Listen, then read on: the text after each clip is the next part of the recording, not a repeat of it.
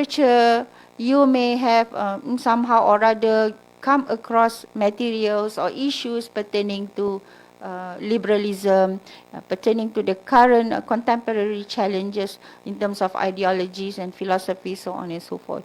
So now, I've always heard that postgraduate students say that postgraduate study is a lonely journey. If you attended my briefing recently, I said that is very misleading concept or misleading idea about postgraduate study. So together with RECSOC, I actually say RECSOC, we have to do lots of intellectual research skill program because we want to engage our postgraduate students. We want them to go out from their cocoon and start to be with the reality. Because you need to know what is happening around you and need to respond and to be proactive on what is happening around you. Yeah. So today you are going to listen to discussion about liberalism, about LGBT, about atheism and agnosticism, and you know that this phenomenon are rampant today, and we need to diagnose what were the causes, what are the problems, what are the challenges, and in what manners you as academics, as intellectuals, as scholars in the making, to come in and to contribute based on your specialization.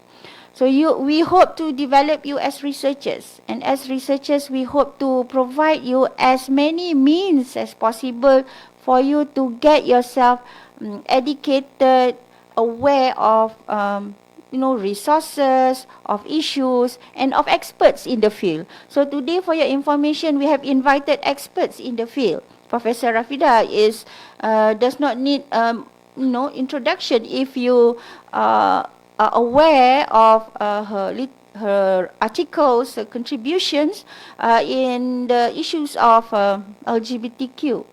IQ, yeah? And also Associate Professor Dr. Amran had some time ago organized series of Kalam talk, yeah? And we have addressed significant ideas pertaining to contemporary challenges. And Dr. Megawati, I think if you are a follower of philosophy, she's a philosopher at the department. And Dr. Dawood discussed many contemporary issues, moral issues, pertaining to values, so on and so forth. So as postgraduate students, and I know there are some undergraduate students, I invited my UG students also to come to this event. These are opportunities for you to get the inputs from from the speakers. Why? Because these speakers have done very significant research. So they are research-based presentations and findings. And you get the opportunity to talk to them, to ask them, and to build networking. So get some time to talk to Prof. Rafida, to Associate Professor Dr. Amran, to Dr. Yusuf and Dr. Megawati, and myself, I'll be around at the university pun. You see me everywhere, kan? So, postgraduate study is not a lonely journey. I want you to break this myth, and start to be dynamic. Bring in dynamicity in your study journey. It's going to be very fun navigation, fun journey. Postgraduate study is a fun experience for me at least. Yeah. So inshallah, we try to do our best. And the Kuliah once again would like to record our appreciation to Aksin and to all the speakers, and thank you very much to the students, postgraduate students, young researchers for attending this program. We hope to organize after this. We want to organize Atlas TI and SPSS, inshallah, in a very short coming, very near future. And Brother Amirul, I see you. Yeah. And then who is Fatimah? So after this, Azwani. After this, I will be following up with them, and I hope to see you again in our research skill program. So thank you again. Assalamualaikum warahmatullahi wabarakatuh.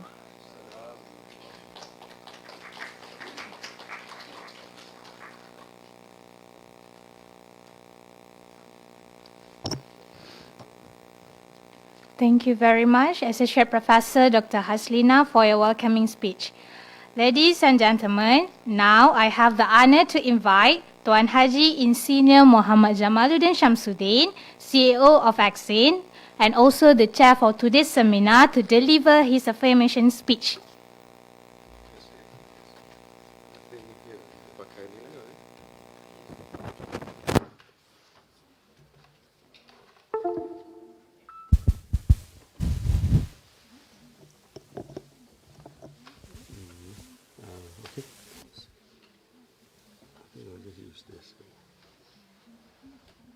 Bismillahirrahmanirrahim. Alhamdulillahirabbil alamin wassalatu wassalamu ala asyrafil anbiya'i wal mursalin wa ala alihi sahbihi ajma'in.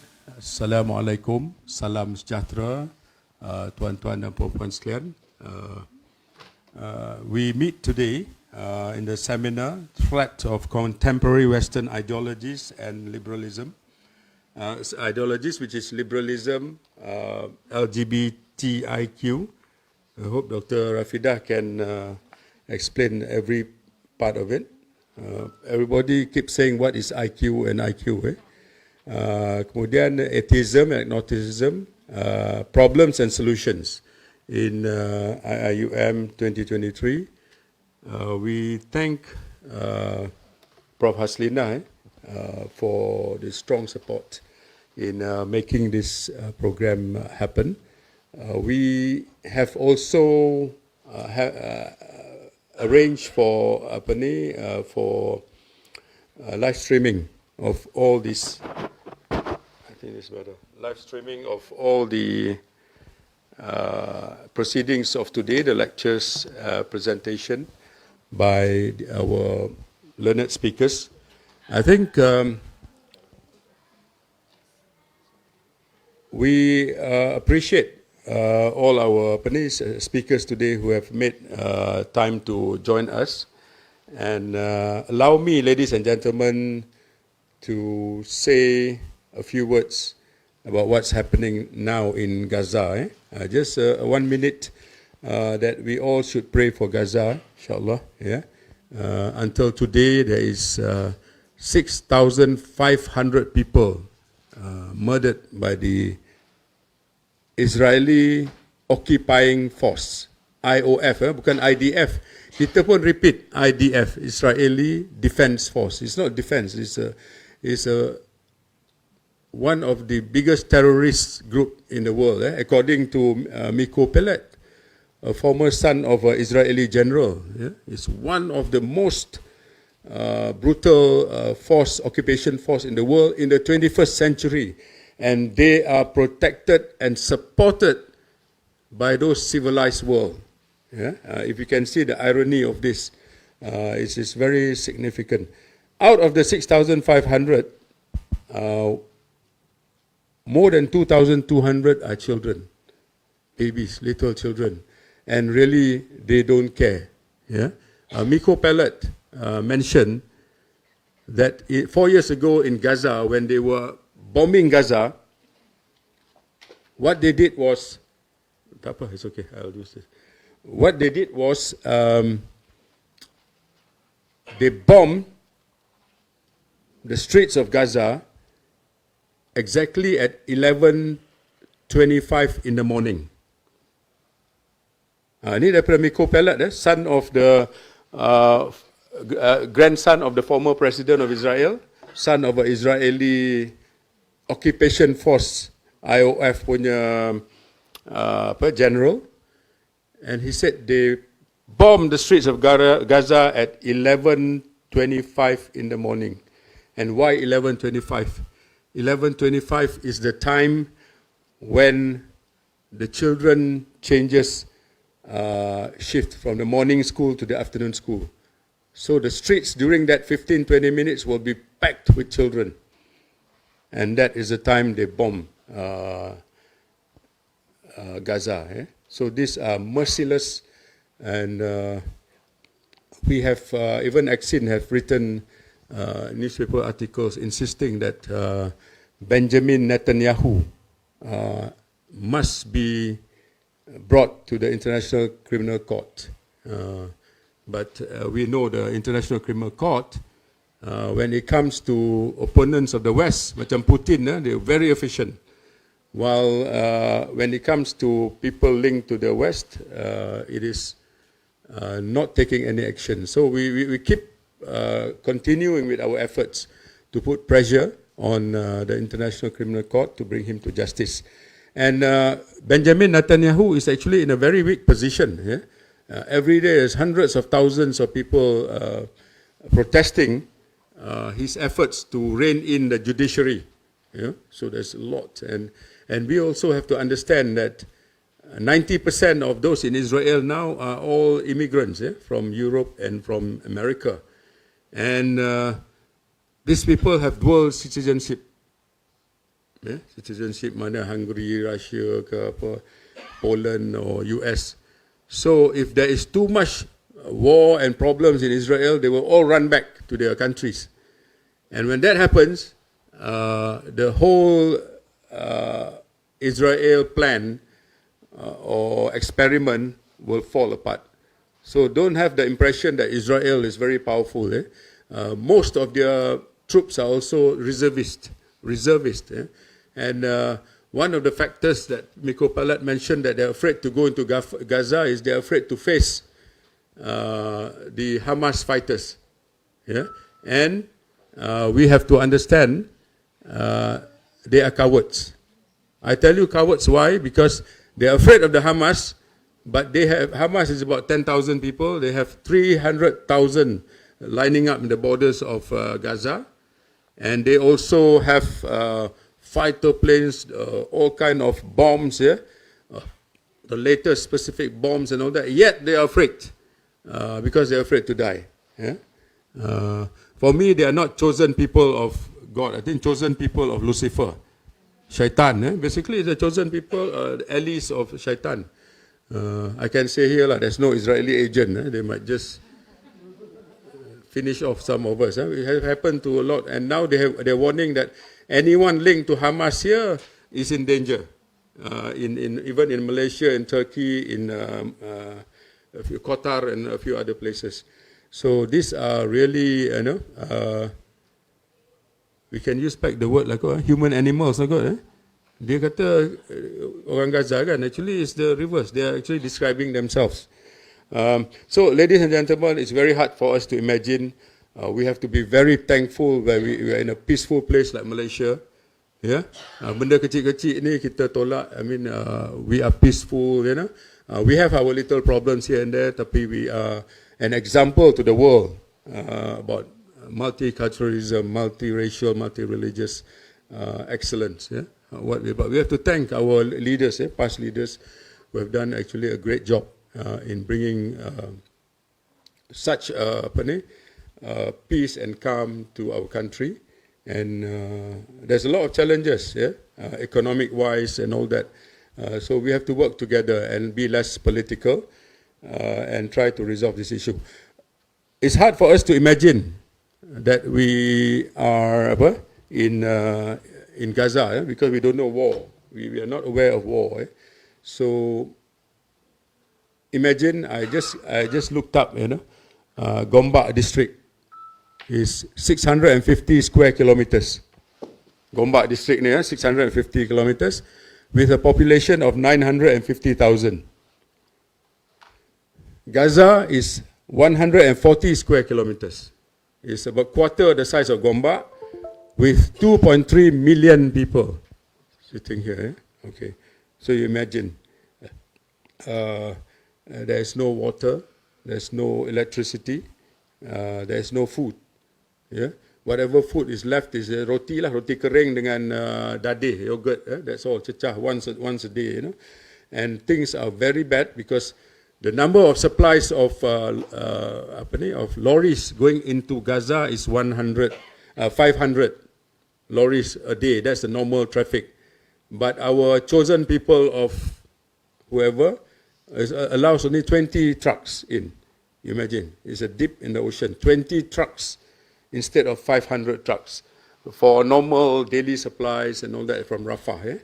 So it's the biggest open concentration camp in the world, and it's strongly supported by the US. I just cannot fathom in the 21st century And every year, at the end of the year, US gives its report card on human rights. You know, Malaysia, what is the score, you know? I think UKM semua tak ada lah. They are nation, no? They are terror, they are nation. You're not good, you're not good for, but they are the biggest warmongers in the world, and they are showing us, kalau tak nampak ni, it's sad that the US is willing to put their armies for the sake of this illegal Zionist state. Sorry, this is not a Palestinian program, seminar today. So I think we'll come back to Malaysia. This seminar, what we have done today is an extension of the National Conference of Understanding Contemporary Western Belief and Ideologies, UOF 2022. We have organized a one-day seminar, and from there we have focused on these issues today. And this seminar will cover in detail contemporary ideologies that are perverted from the West, and how do we handle them? Yeah? Ladies and gentlemen, AXIN is a coalition of 20 Islamic NGOs with the main focus on the development of Islamic understanding, advocacy, harmonious relations with the adherents of other religions, and spread of mankind, spread of the concept of Islam as rahmatan lil alamin, a mercy for all mankind. Ideologies, especially from the West, are contrary, as already mentioned by Dr. Hasina, to our religious beliefs, norms, values, and are becoming more and more contagious all over the world. The threat of Western contemporary ideologies, such as liberalism, atheism, agnosticism, and LGBTIQ, and whatever else, seem to be a small group with a despicable way of life, but they're wielding a lot of influence on the rest of us. Something is happening, and we wonder what is going on. For example, Turkish President Erdogan, Tayyip Erdogan, complained in the UN General Assembly. He was uncomfortable with the use of what he described as LGBT colors at the United Nations. Yeah, the pride colors. I was shocked that day when my son, 4 years old, my youngest son, 10 years old, came to me. Dia bagi workbook dia. Workbook yang pelangi kan. It's an old workbook, 20, 30 years punya. And then he showed me the flag. They said, this is the pride. Oh, I got shocked. What do you mean pride? The pride, apa ni? The rainbow pun dia orang hijack. It's been hijacked. And I have an umbrella with rainbow colors. And when I walk in One Utama, for example, that day I had to bring the umbrella, and I was conscious. Yeah? Conscious, kalau orang salah anggap. So this is what President Erdogan said. He would like to discuss it with the UN Secretary General, where he is known to be tough on the stance of LGBT freedoms. And he said one of the issues that bother me the most is that when entering the United Nations General Assembly, you see the LGBT colors on the steps and other places. How many LGBT are there in the world, he said. However much right they have on the steps, those against LGBT have rights as well, said Erdogan. And he frequently labeled members of the LGBT community as deviants, and particularly toughened his rhetoric during his election campaign year in the past. Atheism and agnosticism is also spreading like wildfire all over the world. Examples of Australia and UK are no more considered Christian nations. This is from their scholars. The number of Aussies professing Christianity has reduced from 65% 50 years ago to below 30% today. Yeah? Why? Probably the loss of trust in the church and clergy. Yeah? Pedophile scandals and the inability to answer questions from the congregation. The data widely available in the public domain will show us the extent of this phenomena. 40% in otherwise Christian France profess atheism and agnosticism. Most Americans say it's not necessary to believe in God in order to be moral and have good values, according to a Pew Research Center survey. About 2/3 say this. Only 1/3 say belief in God is essential component of morality. So, ladies and gentlemen, I've already got the 5 minutes left note. There seems to be a concerted effort. I think it's not a sporadic effort for spreading all this dangerous contemporary Western poison that challenges our belief systems, values, and social fabric. When Hillary Clinton was Secretary of State of the US, any foreign aid to African nations was tied to acceptance of the LGBT rights. This is a foreign policy of the United States. Unlike Islamophobia, these unholy movements are well-funded, organized, and supported by influential people and governments. Hence, understanding the threat of these contemporary Western ideologies is more so important for us to handle it and find solutions to overcome the threat. Ladies and gentlemen, I hope that we will benefit immensely from the learned panelists this morning, and wish a very fruitful proceeding. Thank you. Assalamu alaikum warahmatullahi wabarakatuh.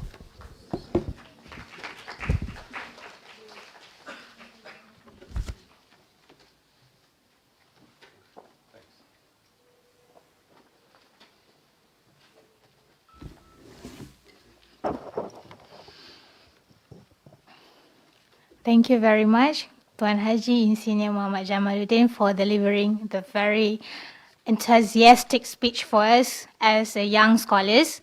Ladies and gentlemen, brothers and sisters, before we proceed, let me give some information to our keynote speakers for today's seminar.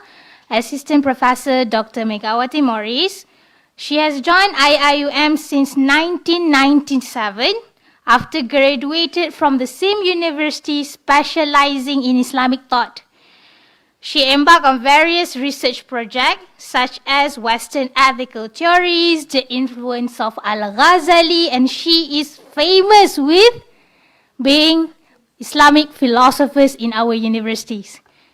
She wrote many books, published scholarly articles, especially on Islamic philosophy and Western ideologies.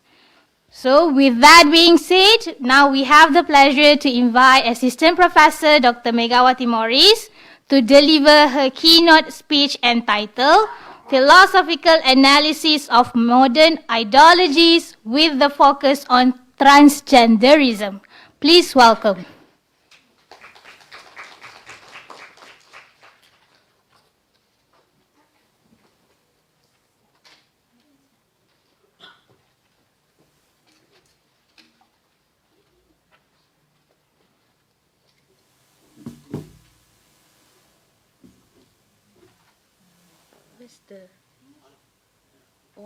She will be. So I won't be seeing it here. Oh, then how am I going to? I won't be seeing it here. On the screen. Oh. Oh.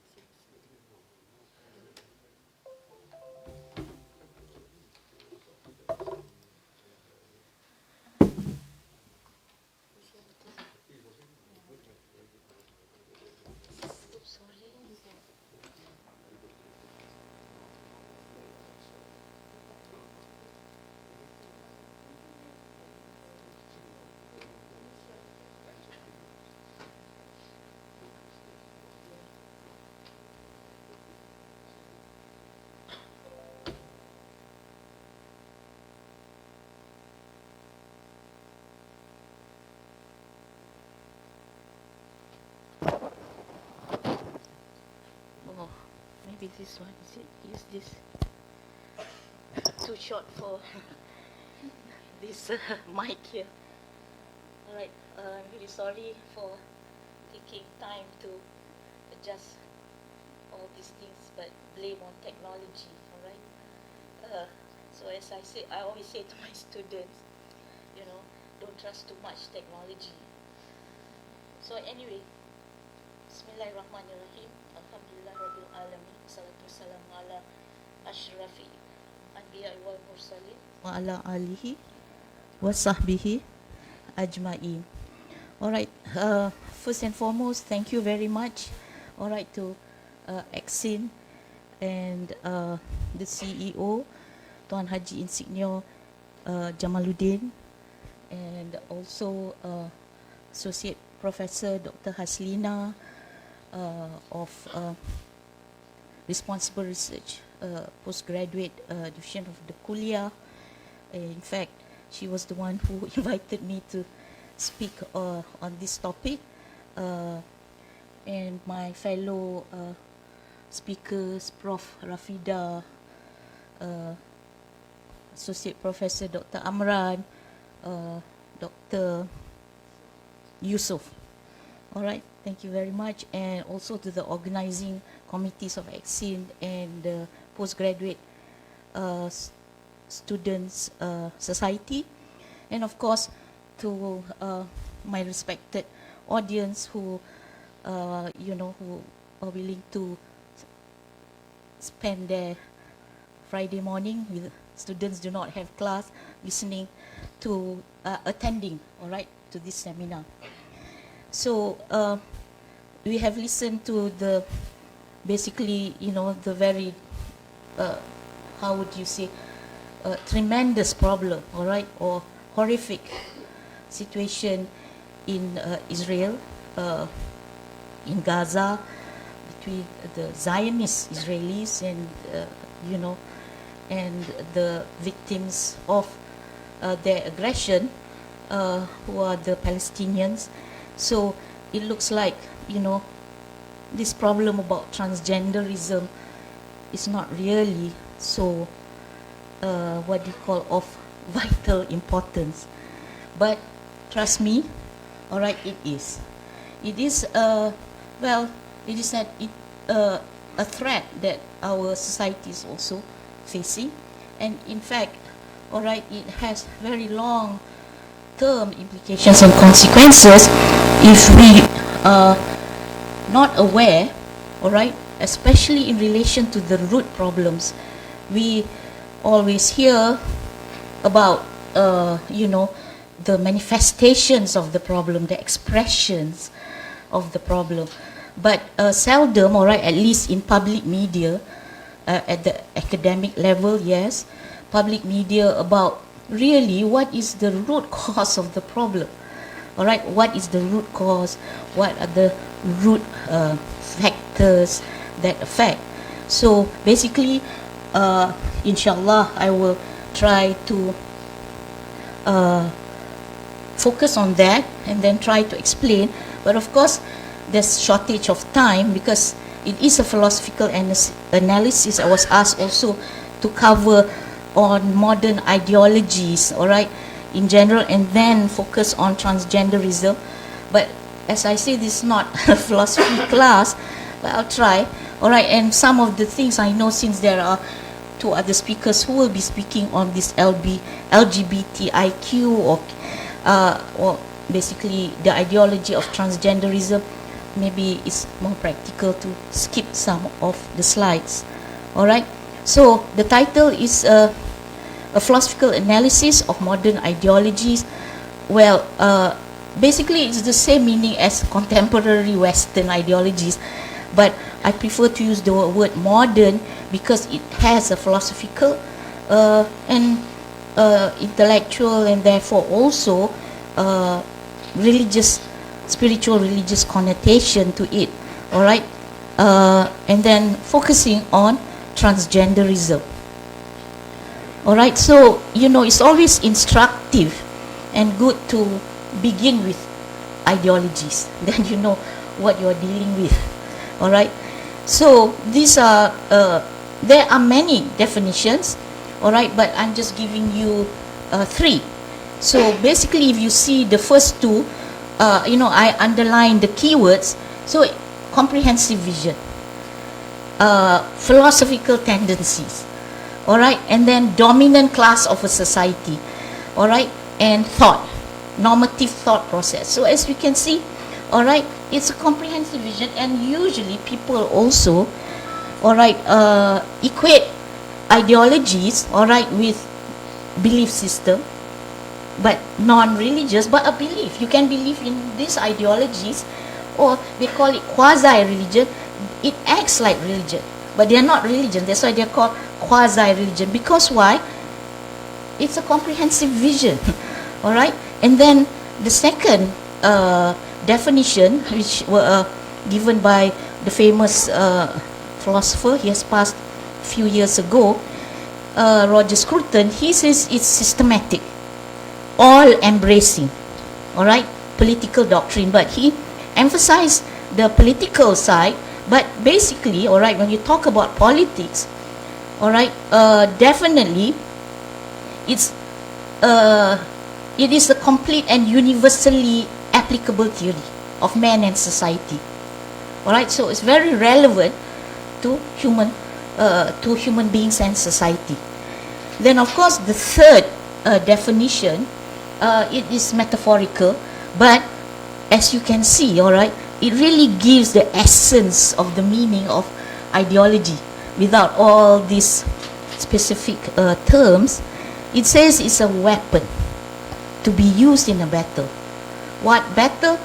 All right, like Tuan Haji Insignio Jamaluddin said, all right, they are coming, into our space, our territory, all right, but of course not with guns and bombs and weapons, all right, with thought.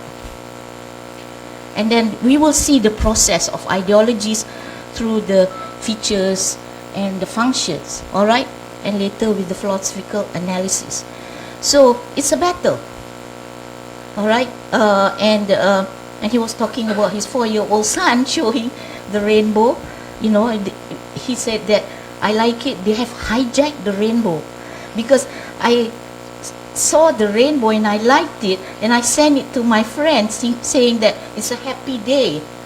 Then I found out later, I was informed that you don't use that rainbow, all right, as the icon. So anyway, so a club, all right, a club meaning that wooden stick, all right, designed to flatten your opponents, all right. So this is the definition, features and functions. All right, so what does ideology do? It provides a picture of a better or best life. That's why people who have turned away from religion, they turn to ideologies, because what ideologies do, and they are very, like we say, action-oriented, and they desire for change. Always massive change, therefore politics are involved. All right, so they tell the people, all right, the masses, that they are providing this goal culture, which is the best life for humans, all right. And then what are the functions? What is different from ideology, from philosophy? All right, I will show that ideologies are based really on Western modern philosophy. All right, ideologies is not from the Islamic intellectual tradition, all right, but we of course have used the term very loosely, all right, equating with basically even sometimes ideologies in our Islamic community, or ideological schools of Islam, all right, but actually, all right, we will see the real meaning, then we won't be using the historical origin also of the term. So anyway, so what's the function? They simplify. All right, so if philosophy is complicated, ideology is simplification. Why? Because the audience are the people, the general masses. So you cannot make things too complicated. All right. Then of course, what's their purpose? Action, And third, they definitely will justify their action. And those, people will believe, because they justify either intellectually or in terms of propaganda, all right, and all other media channels. So what's important, because since the group is mainly students, all right, I was informed also. So, you have courses in undergraduate level and graduate level on ideologies, belief systems. So you will say, why do we have to study, all right, these courses on ideologies? So it's about change. Ideologies are about change and agents of change. So agents of change are the ideologues. All right, who are some examples of the ideologues? Karl Marx. All right, although Karl Marx would be a philosopher and an ideologue at the same time. All right, so ideologies are platforms of change in society. So how do they effect change? Is through ideas and actions. All right, so the shift of human understanding to change human behavior. All right, so whatever changes in human society, all right, it always originates from thought. People do not act really without thinking. And even if they don't, all right, they get attracted through propaganda, but their leaders or the ideologues or the ideologies always think in advance, all right, they have their thought.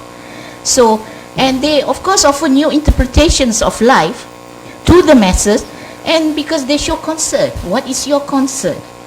All right, the concern of high living, what do you call the cost of living?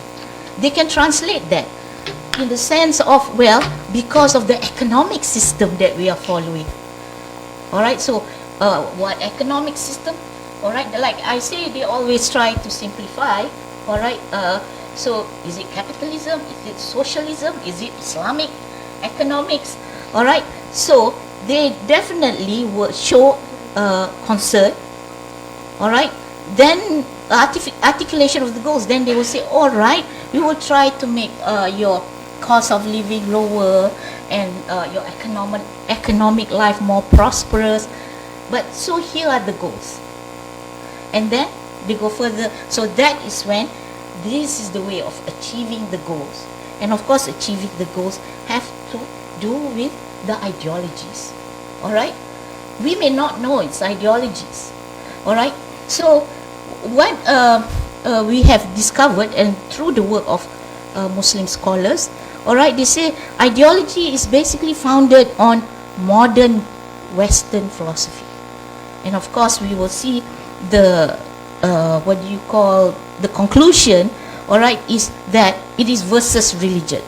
All right, so perhaps some people will say this is too radical, but this is you can see it from the philosophy itself when you compare, and also the historical development. All right, you see the evidences from history. So in the West, all right, this is a fact. West philosophy separated from religion in the 16th century. You read all the books, all right, after the Renaissance, and it associated itself with the empirical and natural sciences. Then modern philosophy, all right, here we are talking about modern philosophy, not ancient Greek philosophy or the medieval Christian philosophy, where philosophy was still, wedded or integrated with religion. Here, modern philosophy, basically the watershed figure is Descartes, all right, and that's why he's called father of modern philosophy. So modern philosophy became opposed to theology, all right, wisdom and religion, and in the 19th century it became a complete replacement for religion, all right, in the West. And why 19th century? Basically, it was Karl Marx who really fully developed this concept of ideology. So the essential features of modern Western philosophy and ideology were humanism, rationalism, and empiricism. All right. So these are the three essential, you would say, principles, and which the modern Western philosophical tradition, all right, contain. All right, these three principles. And I may not show directly and concretely, but you can see from the analysis. So, what is ideology? All right, which is relevant to us. All right, ideology which replaced religion historically, all right, in the West, all right, therefore has an essentially secular and anti-religious character. All right, so why are we against ideologies? All right, why do we have this, what you call seminar, and then we say they are threats, and we have their problems, and therefore we have to give solutions. All right, because they are essentially secular and anti-religious. That's why. All right, that's why. Why anti-religious? Because they have ideologies based on modern Western philosophy, all right, have replaced religion in the West. All right, so ideologies like secularism and what have you, all right, liberalism and many others, or feminism. In your class you learn all the isms, right? So anyway, so I'm supposed to focus on transgenderism, but I'm not really an expert. This is a new area of research for me. I'm sure Prof. Rafida and Associate Professor Amran, my old friend, all right, he will also, I think, from the titles that he will be also talking about transgender, all right. So anyway, yeah. Okay. Both of us are old anyway. All right. So let's look at definition again. It's always good, all right, and instructive to start with definitions, all right, because they give the meaning and the scope. So therefore you're not going beyond the scope, all right. So transgender, all right. The definition given by American Psychological Association. Transgender, all right, the person is an umbrella term for person whose gender identity, gender expression, or behavior does not conform to that typically associated with the sex to which they were assigned at birth. If you see how they craft the definition, very well. So from here already, which later we will discuss, that there is a difference between gender identity and gender expression and the sex, all right, that means anatomically that you, and they say you were assigned, not you were born, all right. So look at the language, all right. So there is a difference between gender and sex, all right. Then transgenderism, all right, is possession of a gender identity. So transgenderism, all right, has to do with gender identity that is not congruent. That means that does not match with the sex assigned at birth.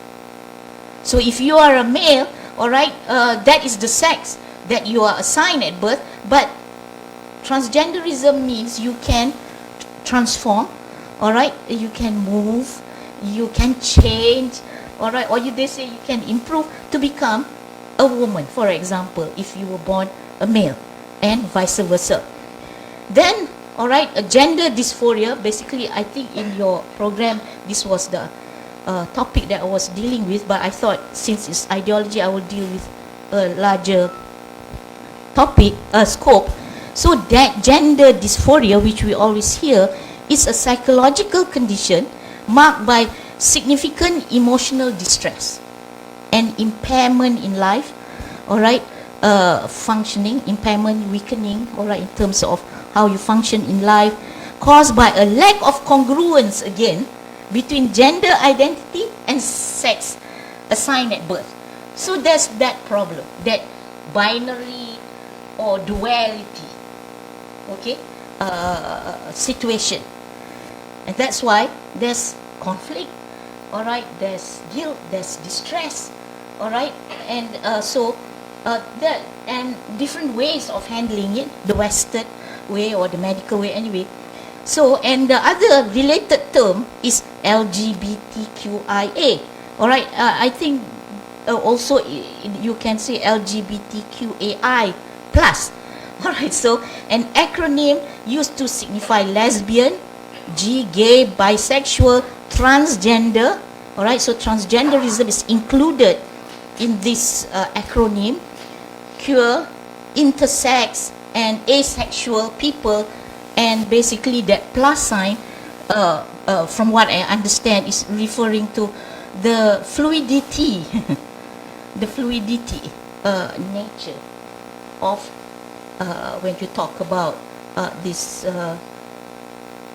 gender identity and sex identity, or the sex that you were assigned with, you were born as. All right, so I just pick and choose what are the impacts, and basically in the Western countries of Canada and California, all right, basically legislation. So when you talk about legislation, they're going to make law, and so they are going to be protected. All right, so what, for example, the Ontario's bill, the state can seize children whose parents disagree. If you are a parent, you disagree with LGBTQI policies and ideology, they can take away your children from you. All right, I think from YouTube, you have seen some, videos going viral about this.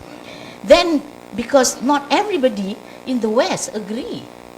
All right, actually, it's, it's like Tuan Haji said, it's it's a small minority really, but they're trying to impose, all right, their belief system on the majority, and of course including us Muslims. So then government agencies can ban couples from fostering or adopting children if you disagree with LGBTQ. All right, so if you are normal parents, you don't agree, you cannot. This is in Canada. Then in California, mandates that pro-LGBT instruction in state junior high and high schools. This is the impressionable age. And so, it's mandated.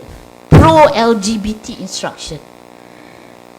So this is the Healthy Youth Act. I think it's become law when it's an act.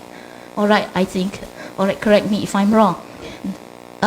Instruction and materials on this LGBT or may not teach or promote religious doctrine. So they are not being objective. So if you talk about transgenderism, all right, in these schools, you don't have to talk about for them, what is the religious position. It's not necessary, they say. Then instruction of transgender principle is mandatory. This under this California 2016 Health Youth Act, and has no age of consent. All right, they're just going to bulldoze. They're going to teach all this. Don't have. And here in this, from this article which I read, basically they say kindergarten students.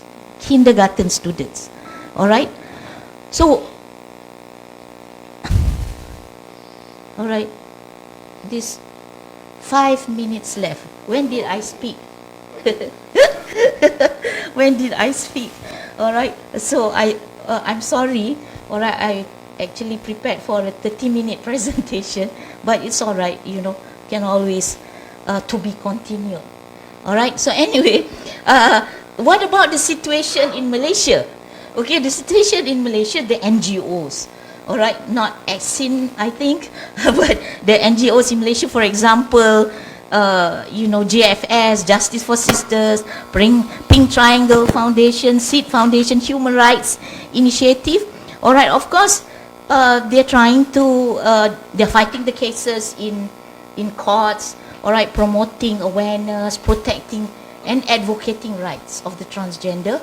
And here, all right, perhaps this research is quite dated. based on this YK's study, he says it has been estimated by Pink Triangle. I'm not sure whether they have come up with very concrete numbers, more accurate numbers, but they say there are 10,000 male transgenders. Male transgenders meaning maknyas, all right, in the country. About 70 to 80% are Malay Muslims. All right, the rest are made up of Chinese, Indian, and other minority ethnic groups. All right, so they are wanting to fight for their rights, like they say, their right for sex expression, mannerism, their personal and private life, and all that. So they are doing through legislation.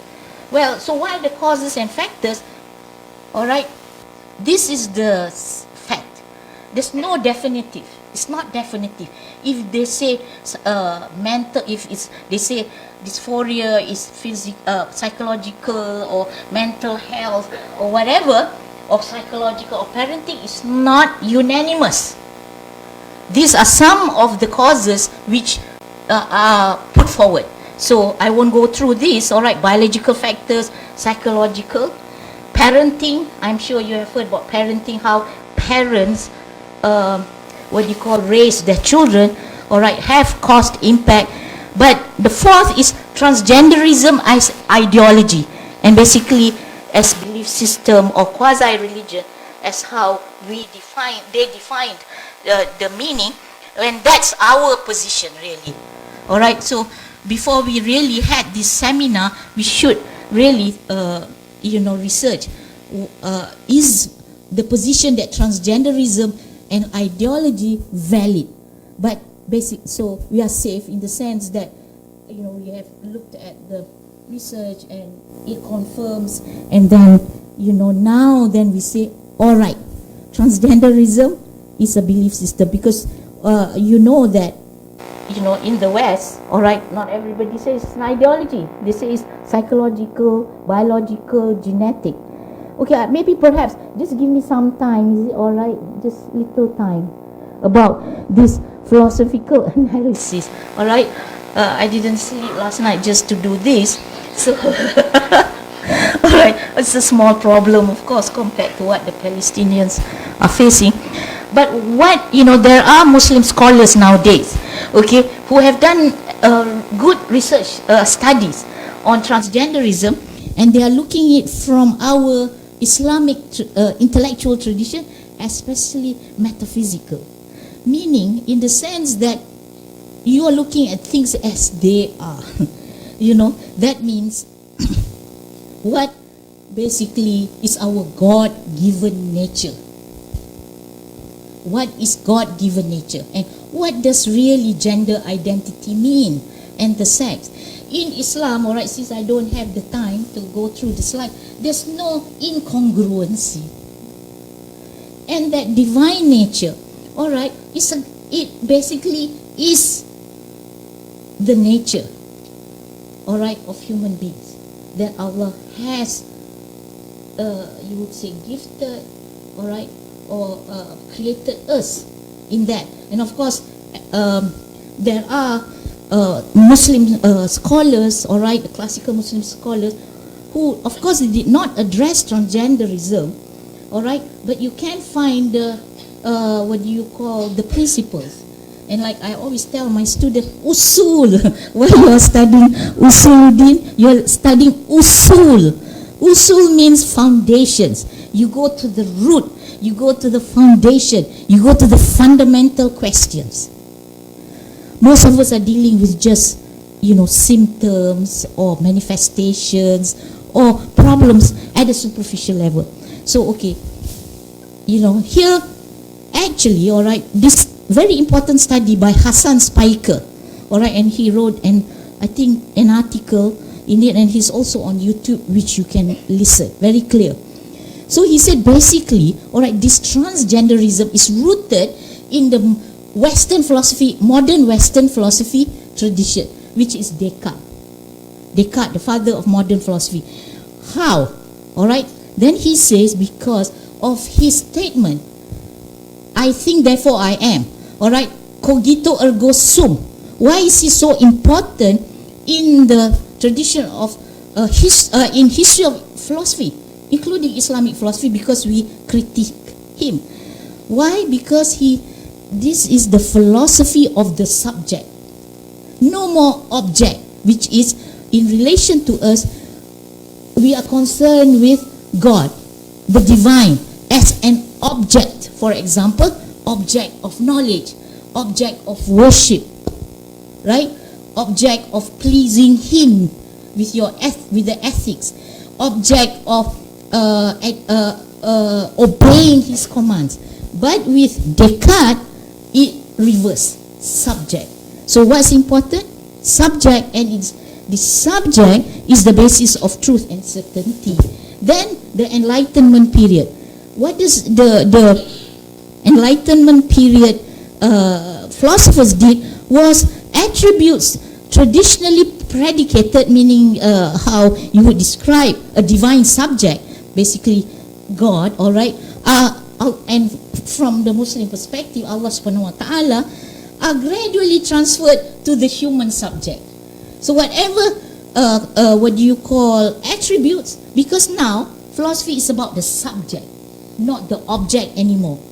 So subject is the basis of truth and certainty. Then this famous German idealist, all right, Ludwig Feuerbach, what very radical. He conceived the idea of God as a projection of man's essence. So therefore God, all right, is human, the essence of human being project as an object. And therefore what we are basically saying, then God does not exist. Astaghfirullah.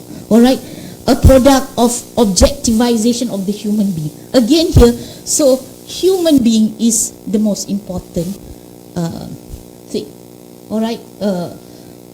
So, and I see the organizer very displeased with me because I have taken so much time. Well, anyway, so then you go to Karl Marx, okay, where he says there's no real nature of man.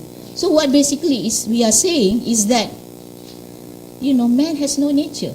You make that nature, you determine that nature, and that includes your gender.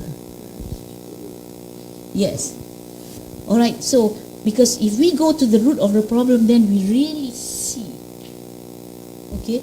So Jean-Paul Sartre, Simone de Beauvoir, I have to just speak about this because she was the one who basically started talking about woman per se, not just human beings. And she says one is not born, but rather becomes a woman. You are not born a woman, you can become a woman. So that is really the basis of transgenderism. You are born with that sex assigned to you, but you can become another gender. And that's why they have included other possibilities. All right. So, so anyway, then of course Judith Butler we have to know because she's still living, and she is basically the dominant figure in this movement. All right. Butler holds that it is not only gender. So gender is a social construct. It's not given. All right, you're not born with it. Social construct meaning social relations, society. All right, make you become who you are. But level that not only gender that's a social construct, but sex itself. All right, so then you see how absurd it is. How can you know that if you're born with certain parts which define you as a woman or man? He says that, or she says that also is a social construct. Because they say those parts, just like your other body parts, are different in different people. But does that determine, like they mentioned earlobes, how wide your earlobes are, they are neutral. That's what it says. So being a man or woman is a choice rather than a metaphysical reality. All right, so in Islam, okay, so in Islam, okay, we say that we do not choose. Okay, maybe. Alright, here wa min Bismillahirrahmanirrahim, wa min ayatihi an halakalakum min anfusikum azwajal litaskunu ilaiha wa ja'ala bainakum mawaddaw wa rahmah. Inna fi dhalika la ayatin liqaumin yatafakkarun. And walaysa dhakaru kal unsa. That means, and here I have no time to explain, all right, to refute what the ideological foundations of transgenderism, and so, and of his signs is that he created for you of yourselves spouses that you might repose in them, and he has set between you love and mercy. Surely in that are signs for a people who consider. And the second verse, and the male is not as the female. Very clear. So to be a human is to be one or the other of two complementary, mutually completing agents of a generative love, all right, or you can say a productive love. That is, this I got the quote, all right, is inescapably and intrinsically binary. All right, so wallahu alam, maybe we can talk about the, what you call, the solutions and the recommendations. They say, when we have the Q&A, inshallah. Thank you very much, all right, for listening. Wallahu alam.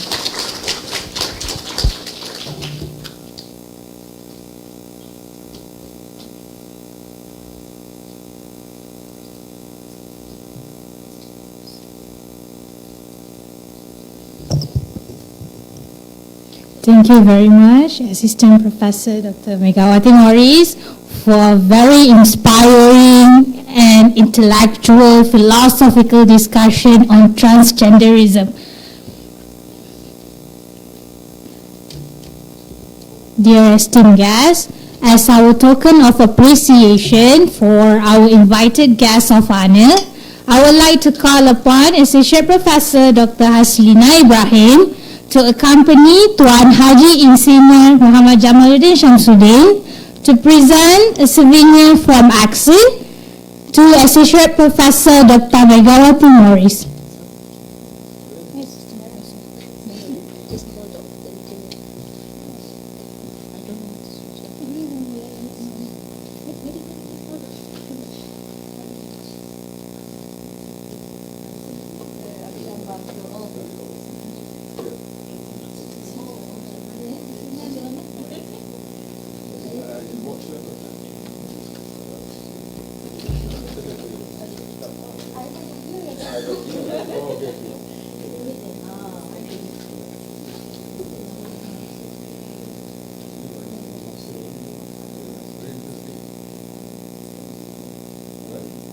Next, may I also invite our Deputy Dean to also extend our gift from Ahas KRK HS to Tuan Haji Insinyur Muhammad Jamaluddin Shamsuddin.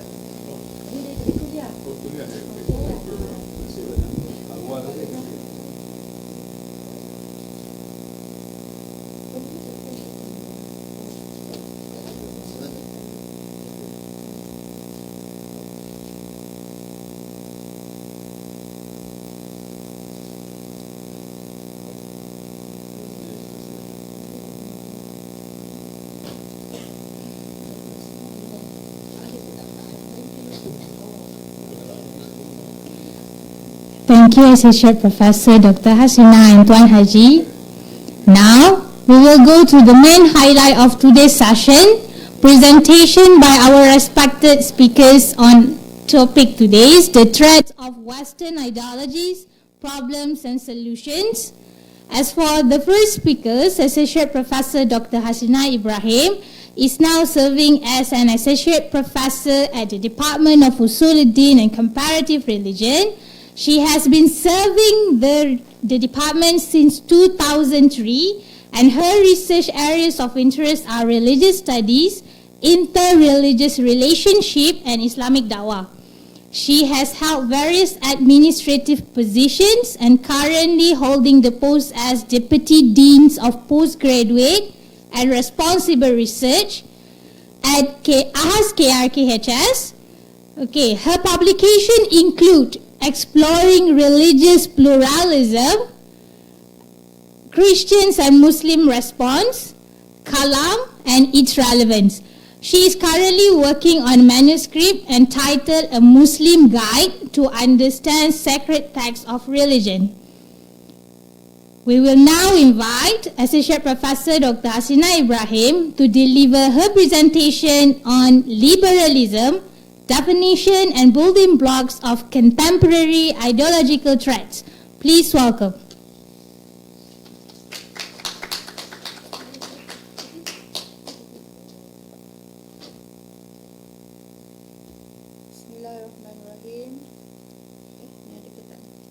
Bismillahirrahmanirrahim. Assalamualaikum warahmatullahi wabarakatuh. First of all, let me make some clarification. This week, this is my third presentation, so please forgive me if I will be quite chaotic in terms of presenting my ideas, because everything seems to come together at the same time. Alright, so I will be discussing liberalism and the challenges in the context of in the current context. Before I begin, let me share with all of you what I aspire to achieve in my presentation. So next. So we hope that by listening to my sharing afterwards, we will be able to get some ideas on what liberalism is and what are the relevant principles and values that embraced by liberalism as a philosophy. And then secondly, what are avenues, what are the contexts of liberalism in the contemporary time? Because if you read literatures on liberalism, you find that it has very long history. So it has a history in the 17th, 18th, 19th, 20th century, and now we are in the 21st century. Okay? So how does the concept of liberalism affect us today? It's a very long journey, and we want to know whether the claim of liberalism in the past are still or is still pertinent, or relevant. And finally, I think what we are so much interested to know about liberalism is how it affects religion. Why we are so bothered about religious pluralism, why about liberalism, and why Muslims are so agitated by liberalism. I'm so sorry, got so mixed up with my another class. All right. So there are many definitions and there are many variations of liberalism, but let me put it in this way. Because of its very pervasive meaning, I see that liberalism does not only confine itself to one particular phenomenon or discipline or discourse. It is an umbrella discourse, as a matter of fact. That's why it has a very pervasive impacts in different aspects of life. Because I see liberalism as an umbrella philosophy, and of course, as an umbrella philosophy, there must be stories behind this philosophy, and it has history behind it. Now, I would like to single out, I think 6 or 7 items that altogether are embedded under liberalism. So first, in the first slide that I show you, I put the picture of Statue of Liberty. That Statue of Liberty means everything about liberalism. it talks about individual liberty, individual freedom, which has become the pride of today's, the pride of modern men. Because before modernity, before the modern philosophy, before modernism, men thought that they were so much succumb and under the rules of tradition and religion. Everything was so much dictated by religion and tradition. It is not good because men cannot do whatever they want. Religion shaped their virtues, their values, their way of thinking, their way of living. This is not good. So they look forward to liberate themselves from the religious cocoon or traditional cocoon. They thought that it is good to be given freedom to think what they like, to do what they want to do. So this is the behind story of liberalism.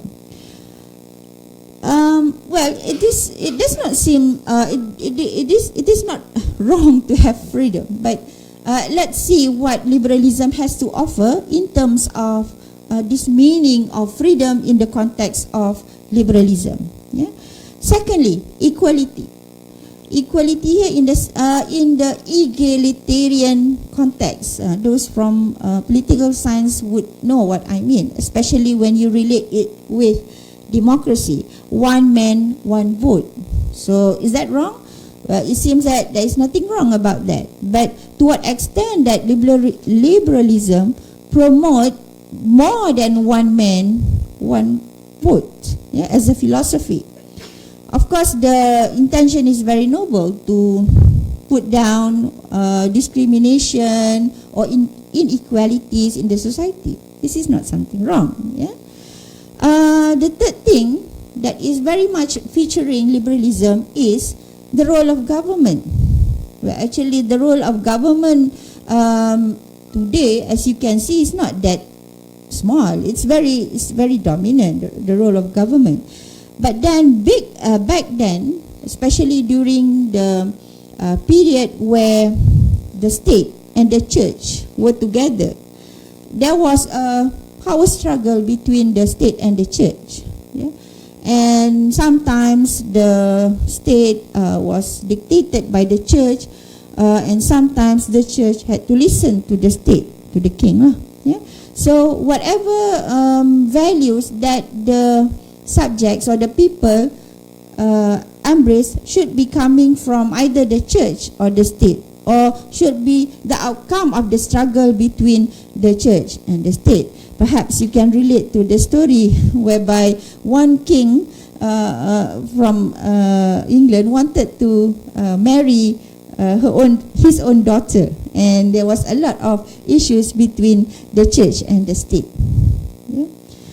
And then I said where the other three, maybe it goes to the next point. Okay, never mind. Now we go to the historical background of liberalism. Okay, the 6 and 7 will come later. Not here. Okay. Now the historical background of liberalism goes back as early as 17th and 18th century. We found that many thinkers, modern thinkers, pre-modern thinkers, were proposing liberalism as a response against the so-called religious background of the situation at that point of time. I will explain later on how Christianity was very much in action. Yeah, Christianity, Protestantism, and Catholicism, the struggle between the two, as well as Orthodox Church. So we have modern philosophers, Western philosophers. I think some of you are familiar with John Locke, Montesquieu, and Jean-Jacques Rousseau, how much they are influential in the system of governance, and asking for the people to go into a nation-state context of politics, of governance, against what had been before the situation. It was church-state, nation, governance, or what they call it as theocratic governance. So you have like before theocratic form of governance, changing to democratic style of governance. Yeah. So before it was God governance to people govern, democratic. Yeah, people govern. So this was the history that lies in between the issues of liberalism. And we know that there was many events and drama taken place, the American Revolution, French Revolution, that brought about secularism in America and in France, secularism in the US and in the Europe. So these two, secularism in America and in Europe, have different orientations. Now in America, religion is accepted to be coexist. Yeah, you're free to practice your religion. You're free to study your religion, provided that it does not define you in formal setting. So that's why you need not to carry your religious identity in your identity card. Even your race. This is not important because everyone has to be equal. So in that sense, religion is recognized, but it's a private thing. Yeah? In Europe, religion also is a private thing, but they have some rules for the government to regulate religion. Therefore, the church in Europe is still under the control of the government, and they call the pastor or the priest or the church that is under the government ruling as secular church. So it is church, but it is managed by the government. There is some intervention from the government, but as far as that is relevant to the church institution is concerned, but still they are not into the governance, but the government have some control over them, like appointing the priests, and looking after the well-being of the church. The government still have role. This is in Europe. In America, they have nothing to do with the church at all. Yeah. So, but both are very secular oriented way of governance with regard to religion. Now, I told you just now that liberalism had a very long history. Yeah. So if we can go back to the period where Adam Smith, for example, advocate the pertinent character or features of liberalism that we still carry until today, especially in the secular country like America and countries in Europe.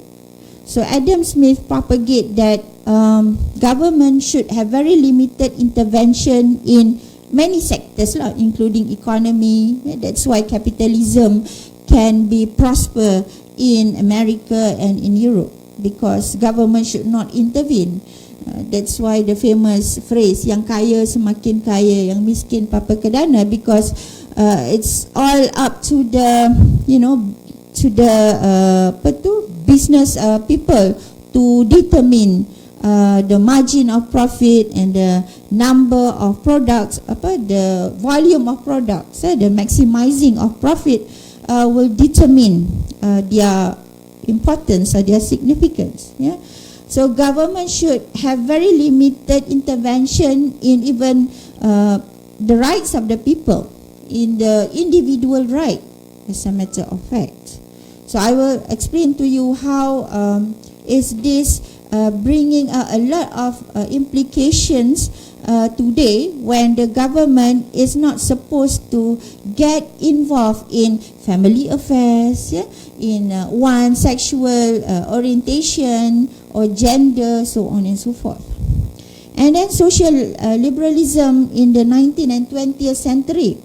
This is with regard to social and economic inequalities. Now, what about social inequalities here? You know that by 20th century, people have traveled all over the world, transportation have advanced, and there were migrants, immigrants, and that posed lots of problems to especially America and Europe, because people come from different part of the world, they come from different culture, different background, education, so on and so forth. So that brought about inequalities. In one book that I've read, this inequality did not only happen to one particular religion, for example. No, name it. We take the example of Christianity, kan? So you have the Christian from South America, from North America, from Asian country, from the Australasian country. Yeah. So are they homogeneous? They are not. As a matter of fact, they have to deal with these differences in denominations. You know that in Christianity, they are not only facing the problems of denomination, but sectarian as well. And you know how denominations have been in struggle for quite many years. So, you know, American and Europe were facing this problem of how to deal with these different and struggles between the Christians and also between the Muslims, between the Chinese, because you have the Chinese, some of them are Buddhist, some of them are following Confucianism, Taoism, Chinese traditional religion, and they come from, you know, Taiwan, from Japan. So it's a multi-religious, multi-cultural. It was so pluralistic that find it is so difficult to handle them unless you have a philosophy that can attend to these differences. So if you look at the social context of this so-called Western countries, I'm using it in a very loose sense because Western actually refer to where you are. Kan? It's very geographical, but you know what it means by Western here.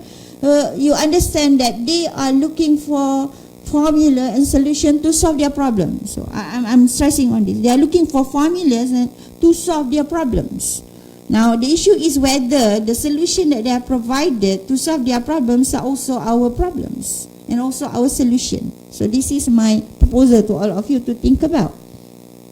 And then economic liberalism. When there are so many people, are there enough food for everyone?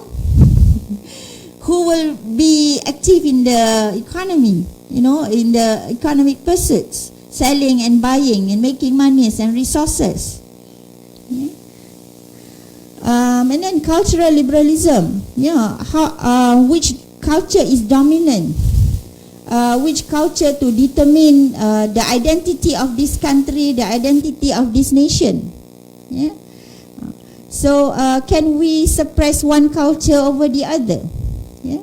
And then political secular liberalism, the need for a clear distinct separation between what's more if, you know, some people come with the idea, like for example Muslims think that Islam as a way of life, and then it has to be the Islamic ruling, it has to be family law of Islam, and then at the other end you have the non-Muslims who thought that, you know, this family law has nothing to do with the government law, and this has to be separated from the way you deal with the people.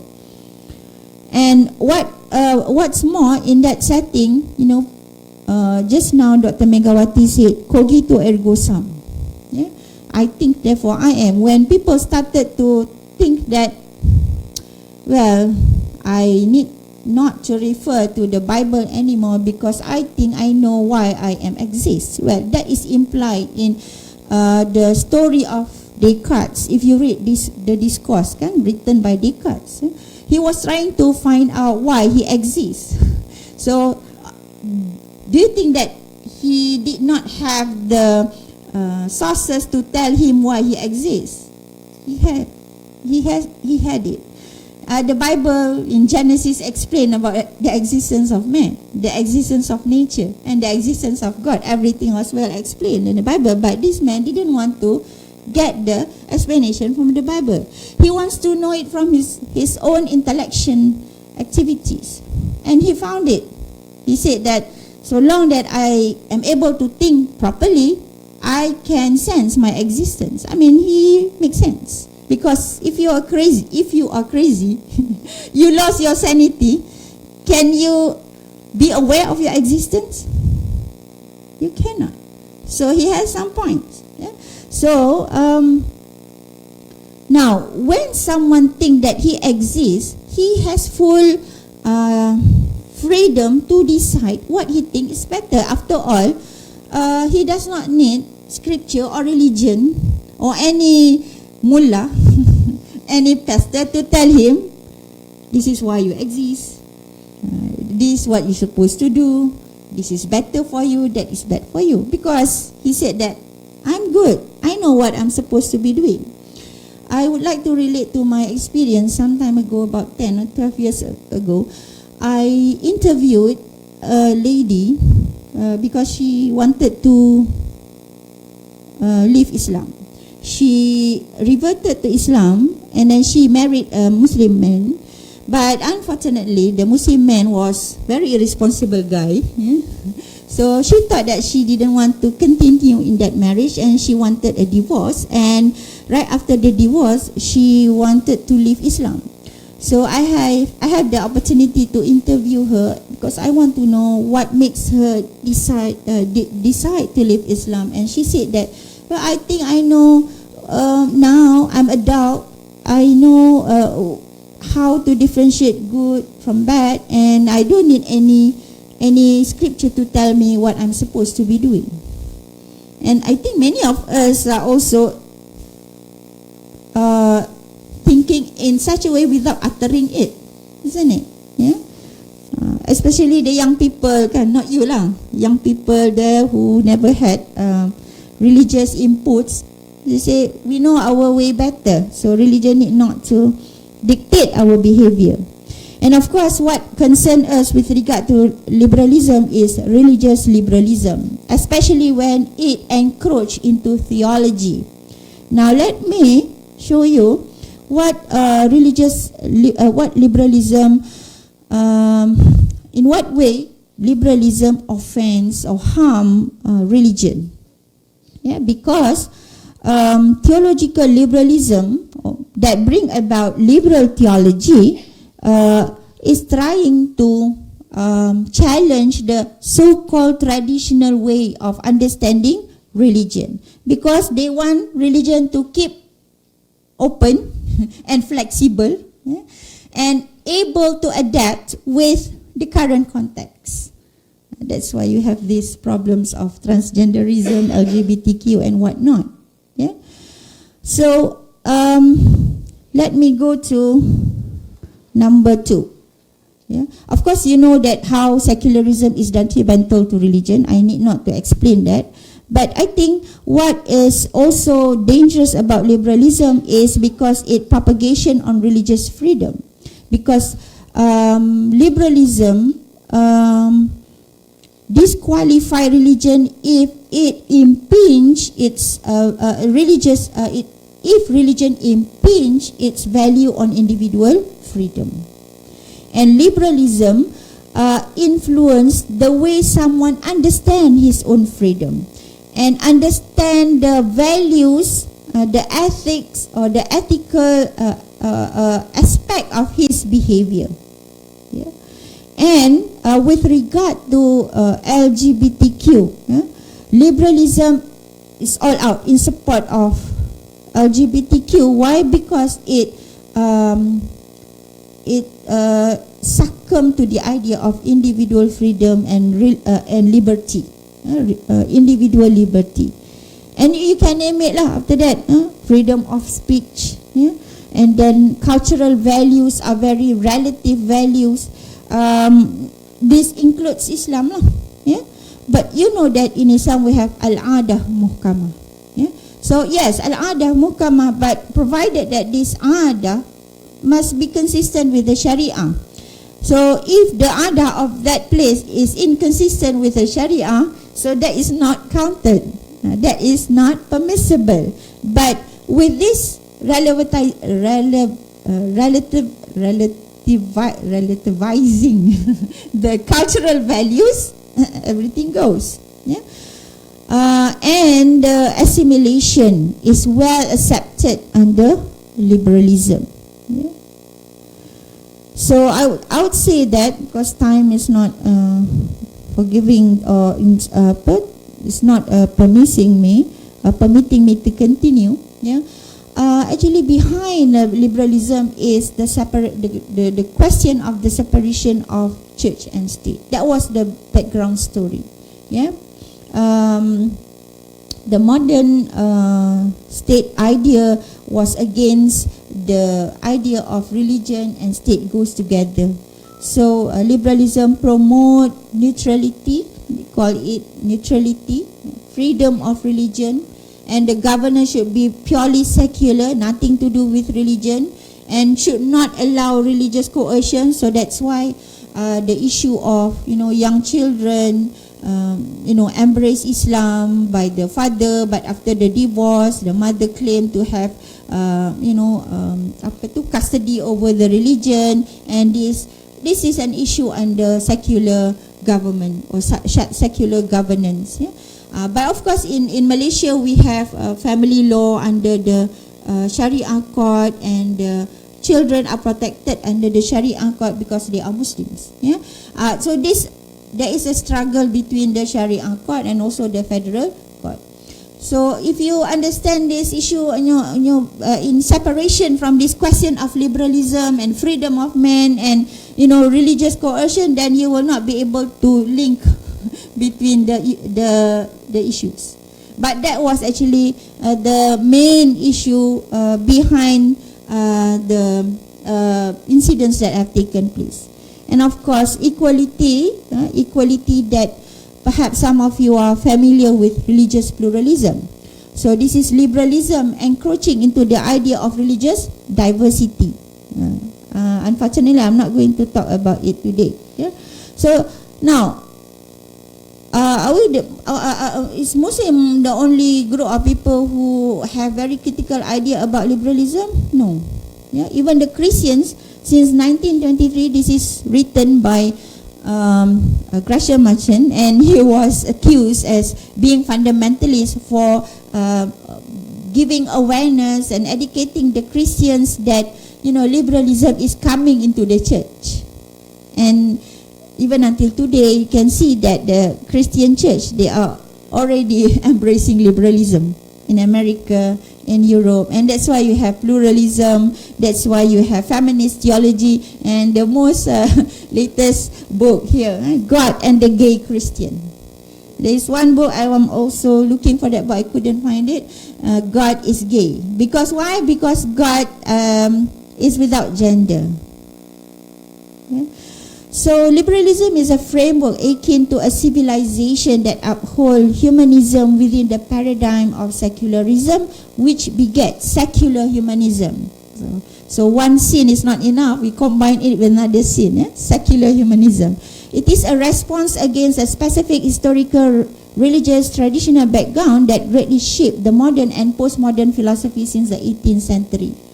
So my professor, almarhum Professor Irfan Abdul Hamid Fattah, say whenever you encounter new ideology, philosophy, concept whatsoever, don't look at it as a clean slate. It has always cultural, religious, historical baggage around it, and you have to study it. Yeah?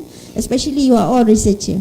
And then liberalism, in this regard, poses challenges to Islam in the sense that it contests the concept of God, man, and nature in Islam, and the religion of Islam as a way of life. Yeah? With that, I conclude. Thank you very much. Assalamualaikum warahmatullahi wabarakatuh.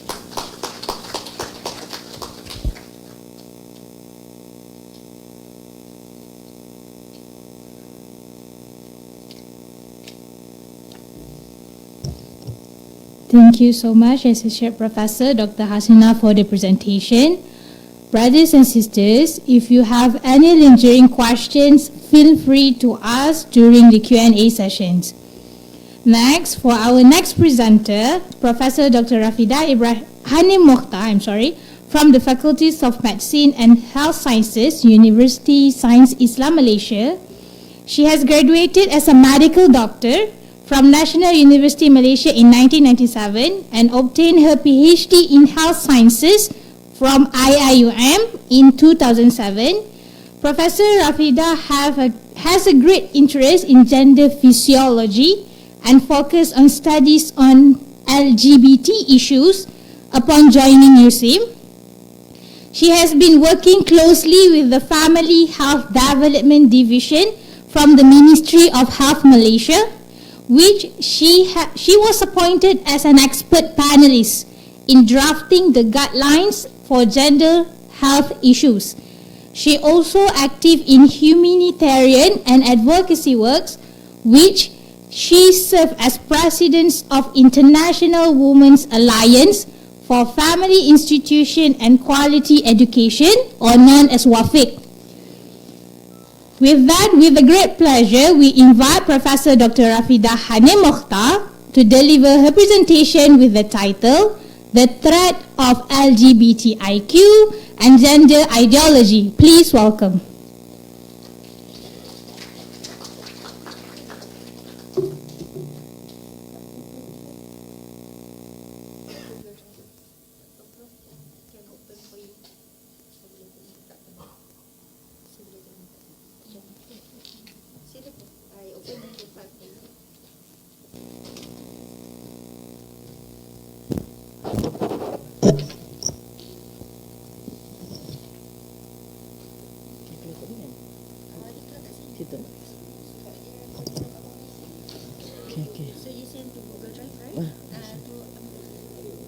Google Drive. Jadi dia kata dah.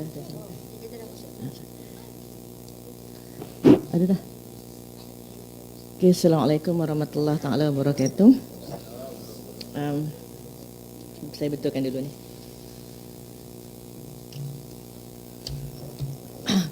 First of all, I think I would like to thank Aksin, my dear friend Haji Jamal, and Dr. Amran, who is also somebody who opened up the philosophical talk to me, philosophical studies, because I'm from pure hard science. Yeah? I never understood philosophy, except is the word for my PhD, that's all. PhD kan. I wonder why the degree is called philosophical of doctorate kan. So that's all I understood about philosophical until I met Dr. Amran from Aksin and a few other friends from legal background. And then I started to venture on a bit on philosophy. So you can, what I'm trying to try to get myself philosophical is actually how I work backward. That means I've seen the effect of things when philosophically things designed or structured in such a way. So I was the end results. I've seen why some philosophical, not from Islamic principles, resulted in very haywire phenomenon, especially in medicine, which I will explain in my slides. Okay. So working backward, I was wondering, why do we have all these things? Yeah. So sometimes when I discuss with Dr. Amran and a few other friends, the things which I just learned, like post-truth era, okay, and how the Western has adopt a certain philosophical which is not in line with us, and because when it comes to earth science people, sometimes they already been structured in a guidelines and module. We didn't even know what is the philosophy behind their guidelines and module. Okay, so until a few of us took the effort to actually learn about all the treaties, all the human rights punya philosophy, then we know that is affecting almost all sphere now, yeah, including medicine. Yeah? Okay, so boleh jalan ni. Testing. Okay, is it clear? Okay, I'm clear. So I think my I've started with a few treatises or principles that have effect how the world now see LGBTQ issues. Okay, first of all about Jakarta principles. Okay, so in 2006, a group of human rights experts met at the campus of Gajah Mada University to formulate Jakarta principles, and one of the first early document that outline the application of international human rights law in relation to sexual and gender identity. So the major goals was to make it clear that SOGI is sexual orientation and gender identity. They were not new rights, okay, as opponent argued, but they were saying that SOGI is already there from the beginning. We argued that SOGI is something new imposed to us, okay. So even though Yogyakarta Principles are not an official UN instrument, various UN bodies like Office of High Commissioner of Human Rights, the UN Special Procedures, treaty bodies, and Council of Europe Commissioners make many references to these Yogyakarta Principles. I went to Yogyakarta, University Muhammadiyah, University Gajah Mada, and I asked a few of my Indonesian friends, do you know about these Yogyakarta Principles? No, we didn't even know. Okay, so it's a very famous, Yogyakarta Principles, named after a town in Islamic country that have been referenced when it comes to LGBT or SOGI issues. Okay. So next slide. The critics against Yogyakarta Principles was first nicely written by those in Christianity or family-based organization in the Western, because I think they were the first who studied that document. So one of the things that they critique is that the principles undermine parental and familial authority. So 2006 they were first designed, and I think the first speaker has already outlined to us a few laws. Kan, 2016, I think she mentioned about a more liberal country in the United States, California. Dekat US pun ada negeri-negeri hijau dia kan, so macam Texan apa semua do not allow so much about LGBT, but states like California would say go ahead. Okay, so even in that 2006 it has already outlined that children are capable of identifying with a particular sexual orientation and gender identity, and that this will sometimes be opposed by families, requiring the intervention of state social services. Okay, and then in other principles, it affirm, okay, surgical modification of bodily appearance or function or sex reassignment surgery as something which is good.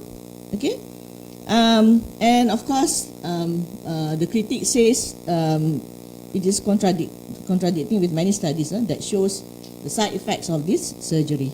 Okay, similarly, the principles advocate a change in adoption law, allowing same-sex couples to adopt children, and doing so would be in the best interest of the children. Okay, so these are the things which have been outlined in one of the earliest documents.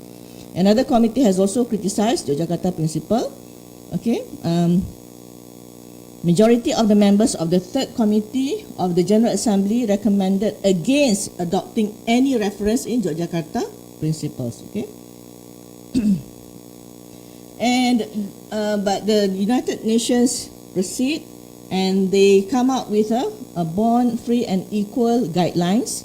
Okay, based on the resolutions adopted by Human Rights Council at that time.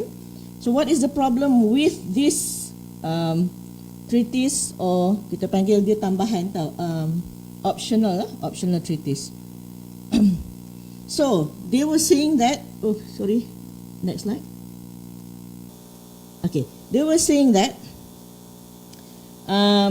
the core legal obligations of state under the United Nations, bawah PBB ni, should include this. Okay, now we don't have any problem with protecting individuals from violence. In Malaysia, I think it is clear, nobody should be subjected to violence wherever you are. Kan? prevent torture, cruel, inhuman, and degrading treatment. Okay, we don't have any issues except that they interpret Sharia law as degrading treatment. Okay? And they say that every country must repeal laws criminalizing homosexuality and transgender people. We strongly disagree. Prohibit discrimination based on sexual orientation and gender identity, except from our law, which has stated about the criminal nature of same-sex behavior and also cross-dressing. Any persons are allowed to go to school, go to the hospital, and go to the clinics. In fact, many clinics now cater to transgender. I had a study with knowledge transfer grant, and we did a study about patient satisfaction in the clinic that cater transgender. So what the clinic does, because from health sites, they wanted the transgender to come and be counseled against HIV. Kan? So they make a special arrangement that the counseling room will be at the back. There will be a special appointment for them, okay, and they can come through a special door, in fact, okay, because sebelum ni they complain the system kalau dia datang kat klinik kan, if they come to the clinic, the system would call out name, kan? So when they call out Ibrahim, somebody look like Fatimah stand up, kan? So it caused discomfort, so they complain. And because of health, we want them to keep coming to the clinic. Some health clinics do that arrangements. And when I actually do that study, I compare, I ask the satisfaction of patients, regular patients in the front of the clinic and them at the back. There are more complaints from the regular patients. So regular patients now feel discriminated. Okay? So if there is any claim that they are being discriminated in health services, that is not true. Okay? And of course, they wanted to safeguard freedom of expression, association, and peaceful assembly, especially when it comes in June, kan? When it comes in Women's Day. They wanted to march. They wanted to carry the flag of LGBT. So we said no. Okay, so these are the things which the United Nations now place in the guidelines. Okay, I think we all remember this. Eh? Everybody who did this lost in the football cup, World Cup. So they were. I think this is Germany, kan? I'm not into football, kan? But I do accompany my husband whenever he watch football. But I don't know who's who and which team is which. I think this is Germany, kan? I think they did this and then they lost. I think most of the team which openly says that they want to wear that LGBT band lost, kan? Okay. So how they have imposed this, kan? Initially they were saying that Qatar World Cup is leaving behind LGBT fans, which is not true. You just come lah, kan? So where do you want to bring your ideology? So they protest. A lot of media are pressuring Qatar to accept LGBT and its values. But we are happy that Qatar was firm and do not follow their okay? Because Qatar ban armbands.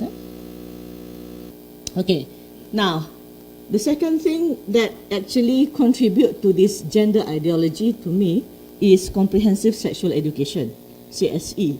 Okay, I'll explain why. Okay, now CSE is not a merely 3 English words. A lot of you says what's wrong with it, kan? Comprehensive is nice word. Sexual education is also a nice word, but they are actually a patented words that if we used them, a lot of their instrument would have license to come in. Okay, it's not about sexual education. We as Muslims never say that sexual education is not allowed in Islam, but the patented things that come with the term CSE. So I just bring you to the history of this CSE. And some of the slides I didn't manage to translate into English. I have presented elsewhere. Okay, now one of the earliest idea about this sexual education and how society should look sexual education in a different way than what religion has ascribed to us is Kinsey, through Kinsey reports. Okay, now Kinsey wrote 2 books, Sexual Behavior in the Human Male and Sexual Behavior in the Human Female. And he also found the Institute of Kinsey in University of Indiana, US. And he was regarded as the sexual revolution father or scholar. Okay? So the Christian scholars at that time rejected Kinsey report. The head of Catholic University's Department of Religious Education called Sexual Behavior in the Human Male the most anti-religious books of the time. And others claim that Kinsey was given blanket to sexual deviance, sometimes to a criminal degree, and contributing to a moral crisis among the American public. Okay? So he was actually trying to prove that children have sexuality, tendency since birth. Okay? And one of the most controversy is table 34 in his sexual behavior in human male. Okay, because it documented the sexual response of children as early as 11 months old. The thing is that he concluded his findings based on a diary of a pedophilia. Okay, so this is the table 34. Okay, I think there's 5 months old, 11 months old, and then they recorded about orgasm, all such things.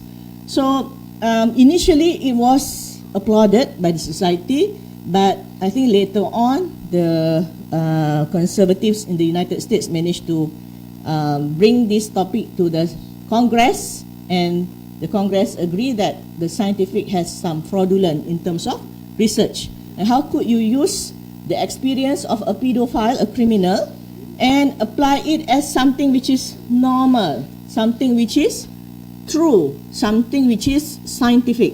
Okay, so but they only rejected him on that part, but they accept Kinsey's scale in supporting homosexuality. So according to Kinsey, of all of us, only 10% purely heterosexual and 10% purely homosexual. In between a spectrum. You can be hetero at one point and homo at some other points lah. Okay, so these are the scale which unfortunately is still being used until now. So people believe that they cannot change because of this scale. Okay, so these are the problem. And one of scholar who actually referred to Kinsey a lot is Dr. Mary Calderon and Seekers. She found Seekers, which is Sexuality Information and Education Council of the United States. Seekers is still available until now, and Seekers give a lot of input to current CSE syllabus, to UNESCO, to WHO and all. And Seekers obtained fund from Hugh Hefner. I think many of us, maybe the senior generations know that this is the founder of Playboy. Okay, it was clearly mentioned in the Journal of JAMA Network, 1987. Okay, this is the journal. Christine Hefner documents Playboy Enterprise 2 decades of dedication to funding research in sexuality, including Seekers, Masters and Johnson's, and this volume. It was a fine investment. Okay, so this is actually one of the magazine where Playboy was very proud of the fact that it invested in Kinsey Institute and Seekers. Okay, so the thing is that they try to teach comprehensive sexual education, and they introduce the word safe sex. That means you can actually have sex out of wedlock as long as it is safe. You don't get sexual transmitted diseases, you're not pregnant, and you may abort your pregnancy if you want to. So these are the things which colored the sexual revolution at that time, and it has close what you call interconnection with gender ideology. Okay, and Mary Calderon and IPPF, another what you call institution I would like to introduce is International Planned Parenthood Foundation.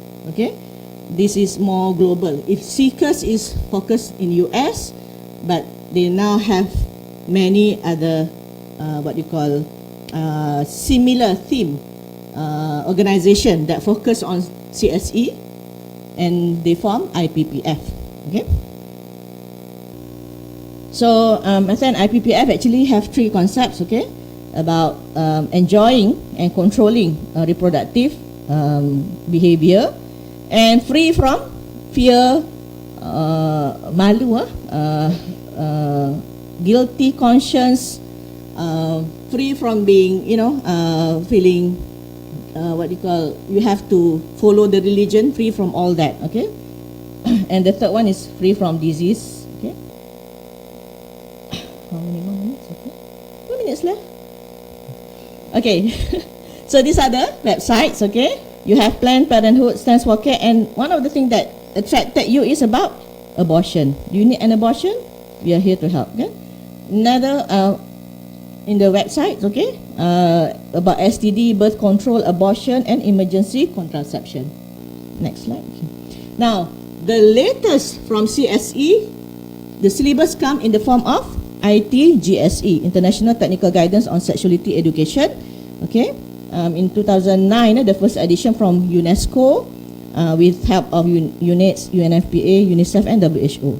Okay, so one of NGO that I'm what you call me is iMedic. Okay, we criticized ITGSE. We studied the documents, so there were a few areas which bothers us. Okay. In the what you call the documents of ITGSE, they discuss about children because they kata age appropriate kan. So the idea is that children needs sexual partner. Okay, and even in children, in the document says it's good to have them to distribute condom. So if you remember kakak condom, kan? These are movements that follow the CSE syllabus, and they don't feel bad about it because it's a syllabus to them.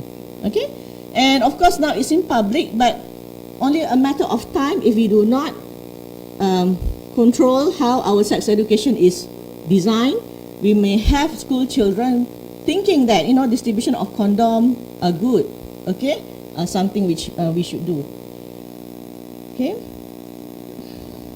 about masturbation. It's a very different concept, Why should children, innocent children, be taught about exploring themselves about sexual, in sexual manner? Okay? And of course, I think about LGBT, where about PrEP, I think which have been discussed yesterday. Mufti Kedah is the 5th institution that give a decree about PrEP for homosexuals, which is not permissible. Okay. Now, in this ITGSE, they also says that you should highlight the what you call celebrity among transgenders. Okay, so we are doing the opposite way. When we have our celebrity go to Australia, and for them, we should actually put him, okay, on the spotlight to help the gender ideology. Okay. Well, so this is actually in summary what I have presented just now. The CSE now we have in ITGSE form. Okay. Now, OIC have also warned against LGBTQ and CSE. I think a day after Football World Cup closed in Qatar, they had a meeting in Jeddah with all OIC members. But the Family Watch International, the Christianity body, also participated and agreed with the resolutions. Okay. So there's Islamic and human rights perspective, the theme of the resolutions. So you can actually go to their websites. Okay, this is their websites. Okay, and outcome of document of thematic debate is like downloadable in PDF. So this what you call summary reports is one of the, I think, the best and the strongest after OIC punya Declaration of Human Rights, because this is very recent and they responded very aggressively and firmly towards LGBTQ. So the Commission congratulated government of Qatar for successful holding the Soccer World Cup. This was the day after that World Cup finished. Okay, dispelling the negative propaganda about Islam and Muslim, rejecting the so-called LGBTQ agenda and projecting the Islamic values. Okay, these are the documents. And that in that documents, OIC countries agreed that strongly reject the framing of SOGI related discussion on the so-called right of LGBTQ individuals. In this regard, stress that the new and controversial notions of SOGI and LGBTQ unions are neither universal nor recognized. Okay, it was something foreign imposed to us. Call upon UN entities, including Human Rights Council, treaty bodies, regional bodies, not to overstep their mandates, to include promotional content. What does this mean? Maknanya we are not against UNESCO. It's supposed to talk about social and cultural. UNICEF is supposed to talk about children, kan, starvation, malnutrition. But don't overstep that boundary to include education of CSE. So this is what OIC reminded these bodies. Okay, so you see that the SOGI movement is so powerful that they try to put everything inside the existing body, dalam WHO, whether dalam UNICEF, UNESCO and all. And we should be able to reject any elements kalau ada, ya. Okay, the last one is actually about World Association for Sexual Health organization. It's already coming here. Actually, it came to Kelantan, I think last year, and I was called by my friends in family medicine specialist to actually counter them, because we are afraid that after Yogyakarta principle, we have Kota Baru principle. Yeah. They are trying to sell a new declaration called Declaration of Sexual Rights. So they are doing it academically, they're doing it through medicine. So when they presented, I studied what they call promote. They promote apa? The rights for enjoying sex. Okay, the rights of enjoying sex. So when they presented this, I asked one of them, if a prostitute says that I want you to wear condom, the client, kan? But the client says that it's my sexual rights. I can only enjoy myself if I do not want to wear condom and I want to sodomize you. I want to do anal sex. So I said, whose rights will you be entertaining? And they can't answer that. Kan? So the thing is that this Declaration of Sexual Rights was actually initiated by this, and in this discussion, one of them are sexual worker. I think she's also do not know what she's talking about, because she's trying to say that, allow the tagline sexual work is work, but we have reports that there is increased young women in UK complaining about anal incontinence because anal sex have become mainstream. Okay? So it was projected as normal. So any girlfriend rejecting anal sex from boyfriend will be accused as homophobic or transphobic, or you're not normal. You're not normal, kan? So that is the thing that comes with all this. So of course we objected to that, and we say that Islam played fundamental role in Malaysia. There's no way Malaysia is going to accept that kind of declarations. So they're not happy with me, kan? But I couldn't be bothered. In front of me are all family medicine specialists, our family medicine specialists, our public health specialists, and I told them, we don't have to buy all this crap. Okay, so I think the effects of gender ideology, I'll be very fast. Okay, masa keceritaan. So you will see that youth with gender dysphoria surge because of this ideology. One psychologist says, I used to see about 2 to 3 cases of gender dysphoria per year. Now I see the whole class. Okay, a mother came to me and said that, Dr. Rafida, my daughter is asking about chest binder. Chest binder is something to tighten the chest of a woman because they're not flat chest, kan? But the daughter asked innocently because the friends are discussing about it. So, they no longer talk about bra. They talk about chest binder. The ideology has them thinking that being a girl is not happy with it. It's troublemaking. You've got to deal with menses. You have breasts and all. So this is what gender ideology has come to penetrate us. Okay. So now I have moved from talking about transgender to gender ideology, and I've started talking to parents and teachers, and coming with title which I think my grandmother would laugh at me. Kan? Bagaimana how to accept yourself as a girl, how to be happy that you are a girl, kan? A title which I think in the past you don't have to deal with it. Okay, so these are the new diagnoses in US alone. From 15,000 to 42,000 in a matter of 5 years. Okay, and capitalism is there. Gender dysphoria means money pump into the physician selling hormones, the surgeon doing sex reassignment surgery. The physician selling hormones, this child will be depending on the hormones for life. There is no way to say that it's natural. Okay? So, how they actually, from behavior to dysphoria to hormonal and to surgical. Okay? So these are the things. Gender reaffirming in children being a huge problem in United States, UK and many countries in Europe. Okay?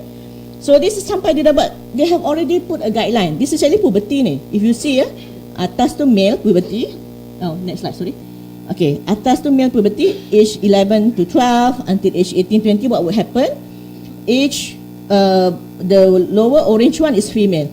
And they say they can give you puberty blocker if you don't want to progress to being a girl, if you don't want to progress being a boy. So this topic concerns me because I'm a physiology. What are the normal functions of the body? We have various hormones who knows what to do in the body. You don't have to give directions. Estrogen would do what it's supposed to do. Testosterone would do what it is supposed to do. But they teach that you give some blocker and things will be just nice. They want to mimic, but it will be haywire.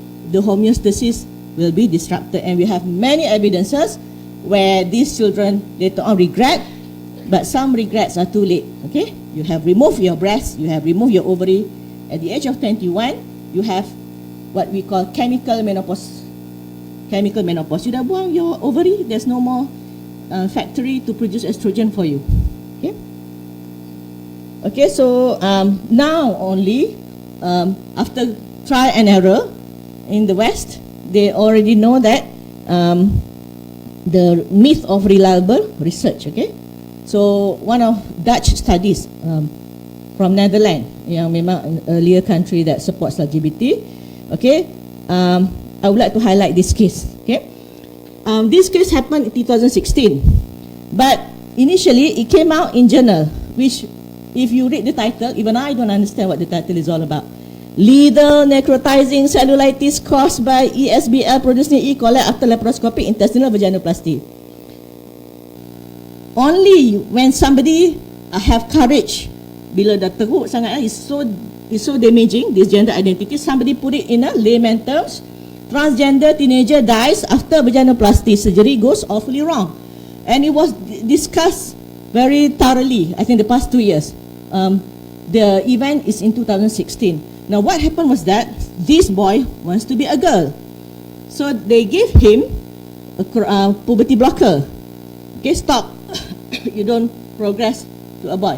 After a few years, they give cross-sex hormone. It's a boy, he has testosterone, so you give estrogen. And then when he's about 17 to 18, they are ready to actually do a vaginoplasty. In adult, for vaginoplasty, okay, I'm sorry if it offend anybody, but I'm describing it. You have to cut off your penis. Bukan cut off. Yeah, what do you call? You get the skin.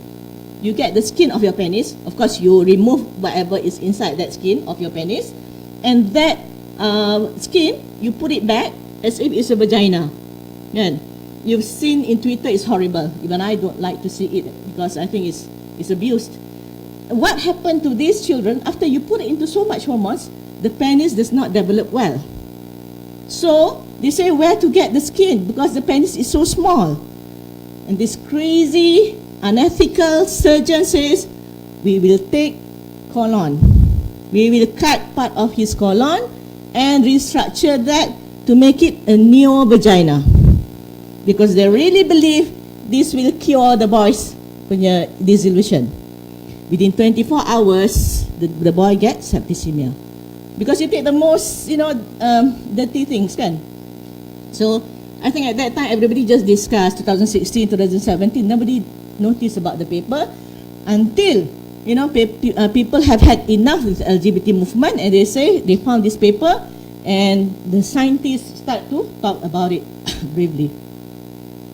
Okay, so this is another what they call prominent case. She is a she wants to be boy and then says tak nak jadi perempuan balik.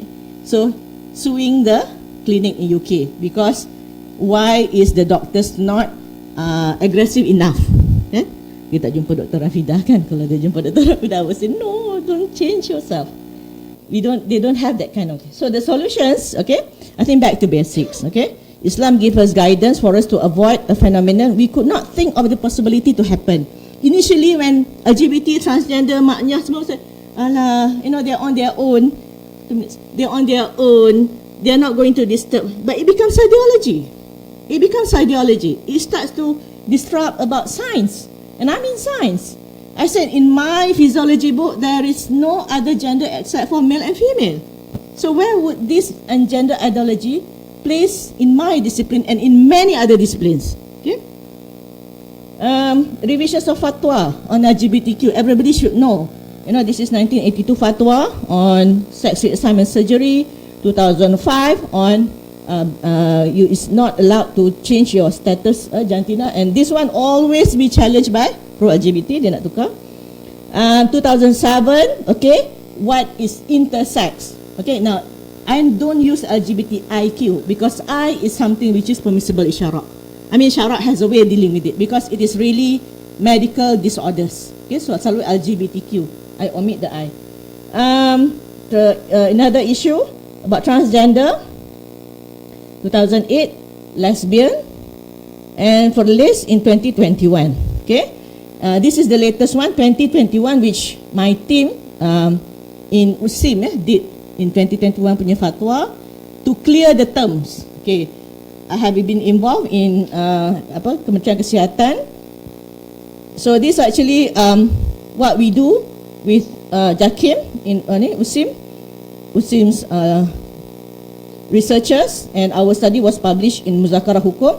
What did we do was that even pro-LGBT started to find the fake term and try to confuse. Then Brother Yusuf would have known, kan? I think a few statements they come out, then they claim we are mukhannath khalqi, kan? We are mukhannath khalqi, we are khunsa, kan? So it caused many confusion. So and we need to sit down with a medical side and fake side. So my friend and Dr. Umi Azlin from psychiatrist, and we work together with what they call from usul fiqh, from scholars, Islamic scholars. So this is actually where you should know. This is khunsa. Sorry. Jauhnya. Okay, this is from JAKIM, Muslim and JAKIM, me and my team, Dr. Izwan. This is first about mukhannath. Okay. So this is the main thing that now we highlighted. Okay, you have khunsa, you have mukhannath. Khunsa is something which is medically proven. Either you have ambiguous genitalia, the presence of both male and female organ, what you call penis and vulva may appear together. We don't know. And then ada khunsa mushkil and khunsa wadih, and these are some of the medical problems with it. But for mukhannath, you may have mukhannath khalqi, which is effeminate. And then we have a lot. We have in our society, for as long as they don't cross the border of cross-dressing or they change their sex or I think just we accept them. You know, they like to actually what do you call? Making flowers, design houses and all. We accept them because that is actually something which is not syarak determined what you like to do. But the ghayra khalqi, and they proceed to actually make themselves look like a woman, vice versa. These are the transgenders. So it's clear cut. They are the other side of the what do you call the name. And in terms of human rights, okay, we send reports to UPR, a midterm report, and the 4th UPR coming soon next year. And we say that LGBT, empathy for LGBT should be viewed from the other angle. You should not allow LGBTQ because of the high association with HIV. Now monkeypox, okay, they try to deny, but I think epidemiologically every other countries has already coupled the words monkeypox and gay. Malaysia je masih malu-malu, ya. But all monkeypox in Malaysia are men, so that should trigger something lah. Okay, so in human rights we defend mukhayyam, we defend religious classes for LGBTQ, and we defend, we rejected a move to actually what you call iktiraf, to recognize third gender by Suhakam, and we do advocacy work and we explain why, okay, the implications. In terms of sex education, it says must be guided by our values. And next slide, sorry. Okay, that one is actually from Tarbiyatul Awlad by Abdullah Nasir Ulwan, chapter 7. It's actually about sex education. So to say that Muslims are very shy and we do not talk about sex education, that is a myth. It's a mythos. Okay. Okay. And I think many NGOs, not just iMedic and Repro Alert, but many other NGOs are also doing sex education from family framework, from Islamic framework. So this is the one from Repro Alert.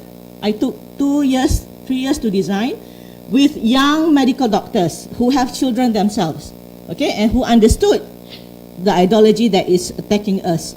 So they include topic like you should know about your anatomy, physiology, contraceptive and all, but you also need to know pengurusan nafsu. How do you manage your nafs? Abstinence, and how do we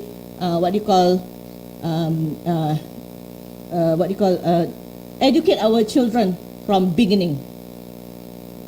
Okay, these have been going on. We went to classes and children, and I sometimes have to just say clearly about what is sodomy, what is liwat, yeah. And I have interesting questions from Standard 1. So how do you explain to Standard 1 what is sodomy? But some things we are actually trying to counter the many textbooks that is trying to project about this anal sex and all. Okay, me and children, the school children, and this is our young doctors who are working for giving sex education in the right framework. Okay, okay. I think the government should strengthen biological sex as the main determining factor. We have issues because the English constitution says gender. The Malay one says jantina. We want jantina. We want biological sex instead of gender. Strengthen our syllabus to appreciate their bodies. Enact to ban any form of gender reaffirming therapy. Act to ban any pro-LGBT educational and promotional campaign. And Ministry to strengthen, support and collaborate with religious agencies in empowering gender identity that is in line with biological science. Okay, and avoid lifelong dependency on puberty blockers and cross-sex hormone. So I end with this Surah Al-Isra. Okay, wala taqrabu zina innahu kana fahishatan wa sa'a sabila. Because LGBT, you talk about bisexual, transgender, and gay, homosexuals, which are actually doing a form of zina. Okay, and also our CSC education, and this is actually the thing that form gender ideology, which is try to entertain human in the way that the religion, forbid. Okay, thank you very much. Assalamualaikum warahmatullahi taala wabarakatuh.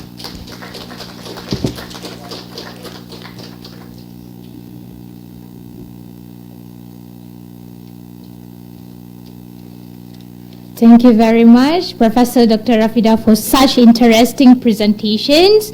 So before we proceed to our next presentation, let's have some 3-minute breaks. You may have free flow tea and coffee outside the hall and later come back inside the hall within 3 minutes before we continue with a very interesting presentation after this. Please stretch your body, get your water intake. You may take a bathroom break within 3 minutes. Come on, you can do it. Young scholars.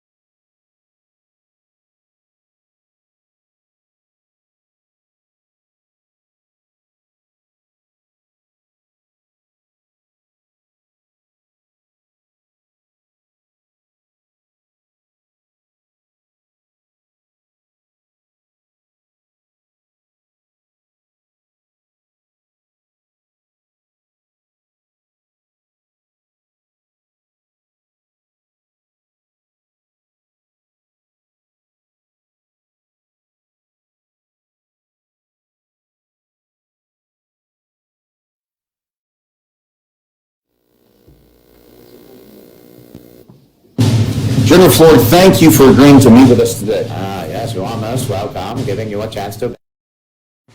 General Floyd, thank you for agreeing to meet with us today. Yes, you are most welcome, giving you a chance to beg and plead for mercy before we destroy your planet is my favorite part of the job. No, please, don't destroy us! We don't deserve this! The looks on their faces. It's a hoot. Perhaps we should start out by introducing ourselves. I'm Chief of Space Operations, General Foreman, he, him. Undersecretary of State Angus Miller, he, him. Chief Diversity and Inclusion Officer Amanda Williams, she, her. And what exactly is a Chief Diversity and Inclusion Officer? It's my job to be a black woman. Well, good job then. And what is this he, him, she, her, of which you are all speaking? Those are our gender pronouns, so you know which gender we identify as. I appreciate that, but I am pretty good at telling the difference between the two genders. A man, man, woman. Nailed it. That was a lucky guess, but there are way more than just two genders. Fascinating. We've been probing humans for years, and we have only discovered the two. How many genders are there? 172. It's hard to know, really. It's changing all the time. So, your species is evolving that rapidly. Remarkable. Perhaps while you are sitting here, you will grow additional limbs or develop the ability to breathe underwater. No, that's not what we meant. It's too bad. I breathe underwater. It's a lot of fun. If you threw 20 pennies into a pool, I could dive down and pick them all up without ever once resurfacing. Boom! What, no applause? So, what are these genders, and how do they function? Function? I don't understand. Why, yes. On my planet, the female gender is the giver of life, raising and nurturing our young, preserving our civilization for eons to come, while the males mostly just mow our space lawns and make multiple trips to Space Home Depot. What you're talking about is sex. Gender is something different. Exactly. People can identify with genders different than their natal sex, or with none at all. But why? It's just the way we feel. No! It was the way we were born. Well, of course, a lot of times they don't realize how they were born until someone tells them. Someone like a teacher or social media influencer. And what exactly are these various genders? You have me very curious. Well, there's non-binary, which is someone who identifies as both genders. Doesn't saying identifies both genders imply that there are only two genders? Was it? No, it's... Shut up. Actually, it's genderqueer. That is the term that refers to people who identify as both genders. You know, like my nephew. I thought that was gender fluid, like my niece. No, that shifts around. No, bigender shifts around, like my stepson. Well, it can. Well, unless you're Native American, in which case it's two-spirit. Like my cousin, who got into Harvard because they's 1/16 Native American. Oh, I understand. On this planet, there are people who are men, and people who are women, and people who are mentally ill. I can understand that it's confusing. It can be difficult to keep track of all the different genders. There's so many of them. There's gender vague, there's gray gender, demigender, oddygender, omnigender, polygender, and about 10 different kinds of trans. And those are just the ones that my nephew has identified as in the last month. There's also bigender, which is two genders, those genders being male and female, or a combination of all genders, including agender, which is no gender at all. So Space you interjection. can actually simultaneously be no gender at all plus a gender. It's pretty cool, huh? The planet has no sign of intelligent life. Official recommendation, destroy. No, please don't destroy us! We don't deserve this! Oh, there's that look. Well, sorry.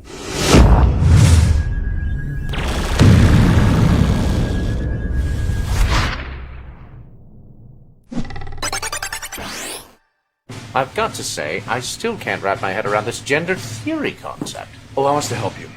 I'm going to show you a highly classified document. It's the new Babylon Bee book, the Babylon Bee Guide to Gender. It actually helps you choose your gender, it gives you all kinds of ideas for your different pronouns or gender flags, and it educates you on all 437 genders. And they got stick figures. they're pretty cute. It all makes so much sense now. Thank you, Babylon B. So, does this mean you're not going to destroy us? Yeah. Oh, not a chance.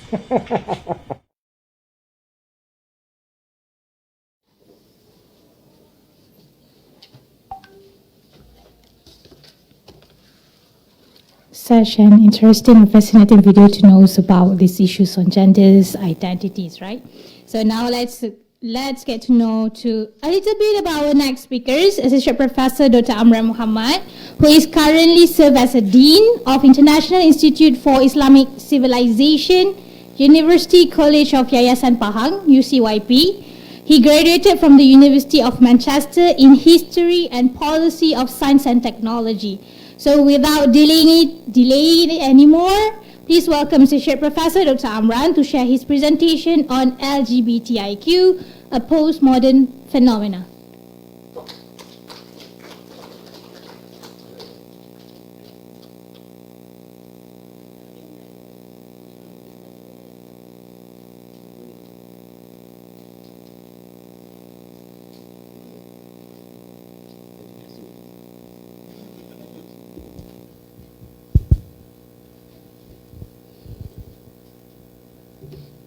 Masuk sini. Ada? Ataupun beritahu dia untuk balik boleh. Okey. Assalamualaikum warahmatullahi wabarakatuh. Alhamdulillahirabbil alamin wassalatu wassalamu ala asyrafil anbiya wal mursalin wa ala alihi washabihi ajmain. My dear old friend, real old friend, brother Jamal, yeah, Indian engineer Jamal, and my long time friend, yeah, both Dr. Mega, yeah, which I knew her from Istak time, yeah, old Istak time, yeah,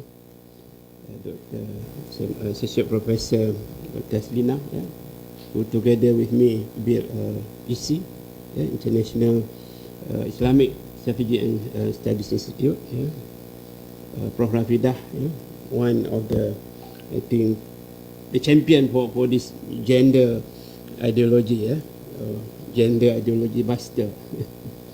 Okay, Dr. Daud, yeah, today first time meet you, yeah, and all lecturers, yeah, and student, and also ex-SIN committee members, yeah, who with Brother Jamal. Okay, I think you have heard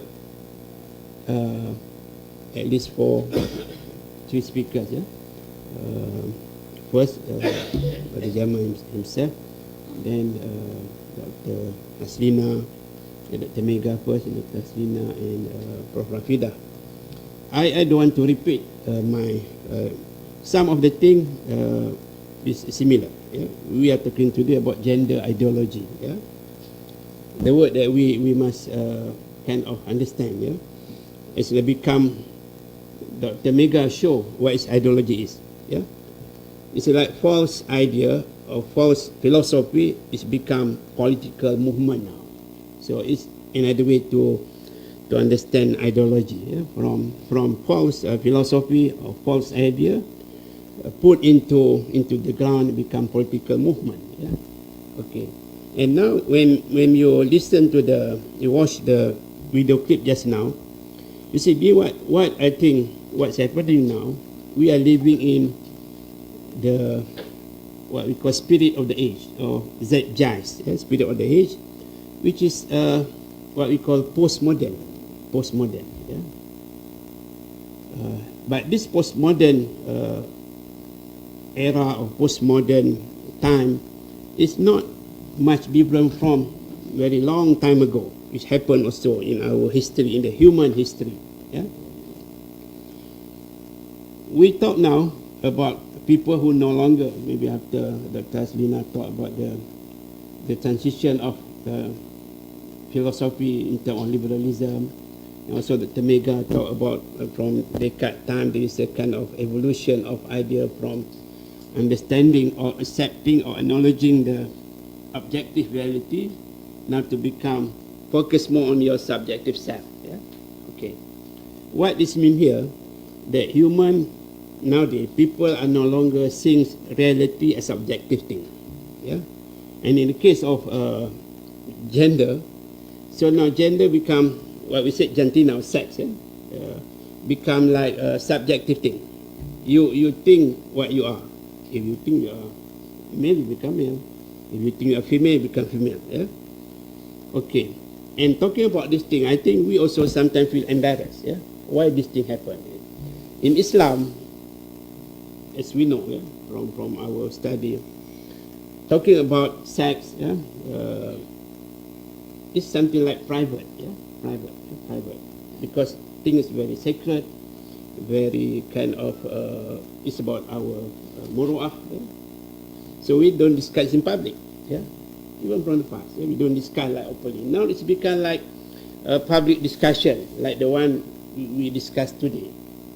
It's not to say that we cannot discuss, but now the zeitgeist, yeah? the spirit of the age, because we have been conditioned by this ideology that make us think this thing is something that we should discuss and become like problem. Yeah? This is what I call postmodern phenomena, which is for the people in postmodern phenomena, there is no more objective reality. Yeah? What left is only perspective, or what left is only your subjective mind. Yeah? But how we look this from the Islamic perspective? Yeah? If we look in the past, yeah, we have also problem. Yeah, when Islam spread, yeah, from, for example, 10th and 11th century, there are influx of new ideas come from, I can say, Greek. Yeah, from not only Greek but the Hellenistic kind of thought. Yeah, among the thinkers. Yeah, especially we call falasifa. Yeah, they brought new ideas to the Muslim community, yeah, the Muslim world, which also influenced the scholar, yeah, the thinkers, the Muslim thinkers and scholars. For example, the Greek philosopher believe that, for example, the world is eternal. The alam is kadim or kidamul alam. Yeah? The world is eternal. Or God only know the small thing, not knowing. God only know the universal thing. God didn't know what you are doing in the world actually. Yeah. And they also spread the ideas, for example, afterlife, resurrection, or punishment in hell. It cannot be physical. Yeah, it's only kind of like of intellectual or mental. These people, yeah, bring what we can call now is like postmodern also, yeah, because this relates to what in Islam. If you study Aqidah, there is a famous text, yeah, by Taftazani, or called Syarah Taftazani, which he said, "Haqaiqul asya' sabitatun." Yeah? The reality of things is permanent, is fake. That means you can know the reality of things by looking at it. Yeah, it's obvious. For example, nowadays we say who are men or women. We identify through either biological or medical. In certain case, medical. So something that's real and objective. Yeah? But nowadays there are many people who, like we see in the video clip, there are like 400 kind of interpretation can be done. Yeah? This in the past they call sophista'iyah or sophists. Yeah? There are many forms of sophists. Yeah? And now this movement also happen now under the name of postmodern. Okay, next. I forgot about my okay, this is about ideology. I think we can skip, yeah, because Dr. Mega already talked about this. And I just try to summarize. Ideologies, when the false ideas put into practice, become political movement. Yeah? That has become ideologies, which today we discuss about gender ideology. Okay, next. Okay, this is clear to you now from the Mega. Yeah? Okay, one of the example ideology is communist. Yeah? Gender ideology also like communist. Yeah? Okay, there. This is what else you can say if this is not like a political movement? Yeah, then they become violent. and sometimes they become very uncompromising to others. These are very political. Yeah? But we also always get impression that they are being victimized. Yeah? People are not a kind of didn't treat them well. But in reality, they are basically like communists. They want to impose something. They want to make sure people follow their ideas. Yeah? I do not know now. Maybe Prof. Rafida can explain later. But even now, I see in the West, they also didn't like LGBT now. In America, in Canada, like this movement also now get a lot of resistance. Yeah, the one that Dr. Mega show is like, it is like 86, right? The law being implemented like 86 something. Yeah, that during kind of the high time for their movement. But now I think their movement also are getting declined even in the West because they got many rejection. The problem in the Muslim world, like us, we follow them late. Yeah, like when they are in the high position, we try to imitate. Then when they decline, we still at their time when they are in the high position. Yeah, so we can say the LGBT movement also in decline in the West. Actually, people fed up with them. Yeah, but in our country, in the Muslim country, they start just to picking up. Yeah, try to see this is a new thing that we should follow. Yeah, Muslim always kind of left behind in terms of understanding the problem or the issue. Yeah, and like become funny, like when in the West they start to resist or reject LGBT, we in the Muslim world very eager to support. Yeah, very eager to understand. Yeah, try to follow. Yeah, I think maybe Prof. Rafida can explain maybe still later. I think the women are not that strong nowadays. Yeah, in the West even. Yeah. So now they have the Muslim country, the non-West, which are very always like to follow others. Yeah, okay, they are very political. Yeah, next, okay, sure, they have what they call emblem, they have flags. These are kind of ideology. Yeah, it's like communists also. Next, okay, this is gender. Okay, when they become ideology, what they put here, the gender ideology transform feminist and LGBT policy into a totalitarian. One of the characteristics of ideology is always totalitarian. They want to impose to others. There is no way you can negotiate with them. Yeah, this is what happened to LGBT. They don't want to negotiate with us. Yeah, they said that we should follow them. Yeah, they don't want to listen to us. So they become totalitarian, like communists. Yeah, because they change the family, the children. Yeah, and you see what happened now when gender ideology try to impose upon us their idea. They destroy the very basic of Islamic society, like the institution of family, the institution of marriage, the institution of parenting, the institution of woman itself, the institution of male itself, man. Yeah, because in Islam these are very foundational, yeah, for our society, and Islam is the only religion that really takes serious this thing.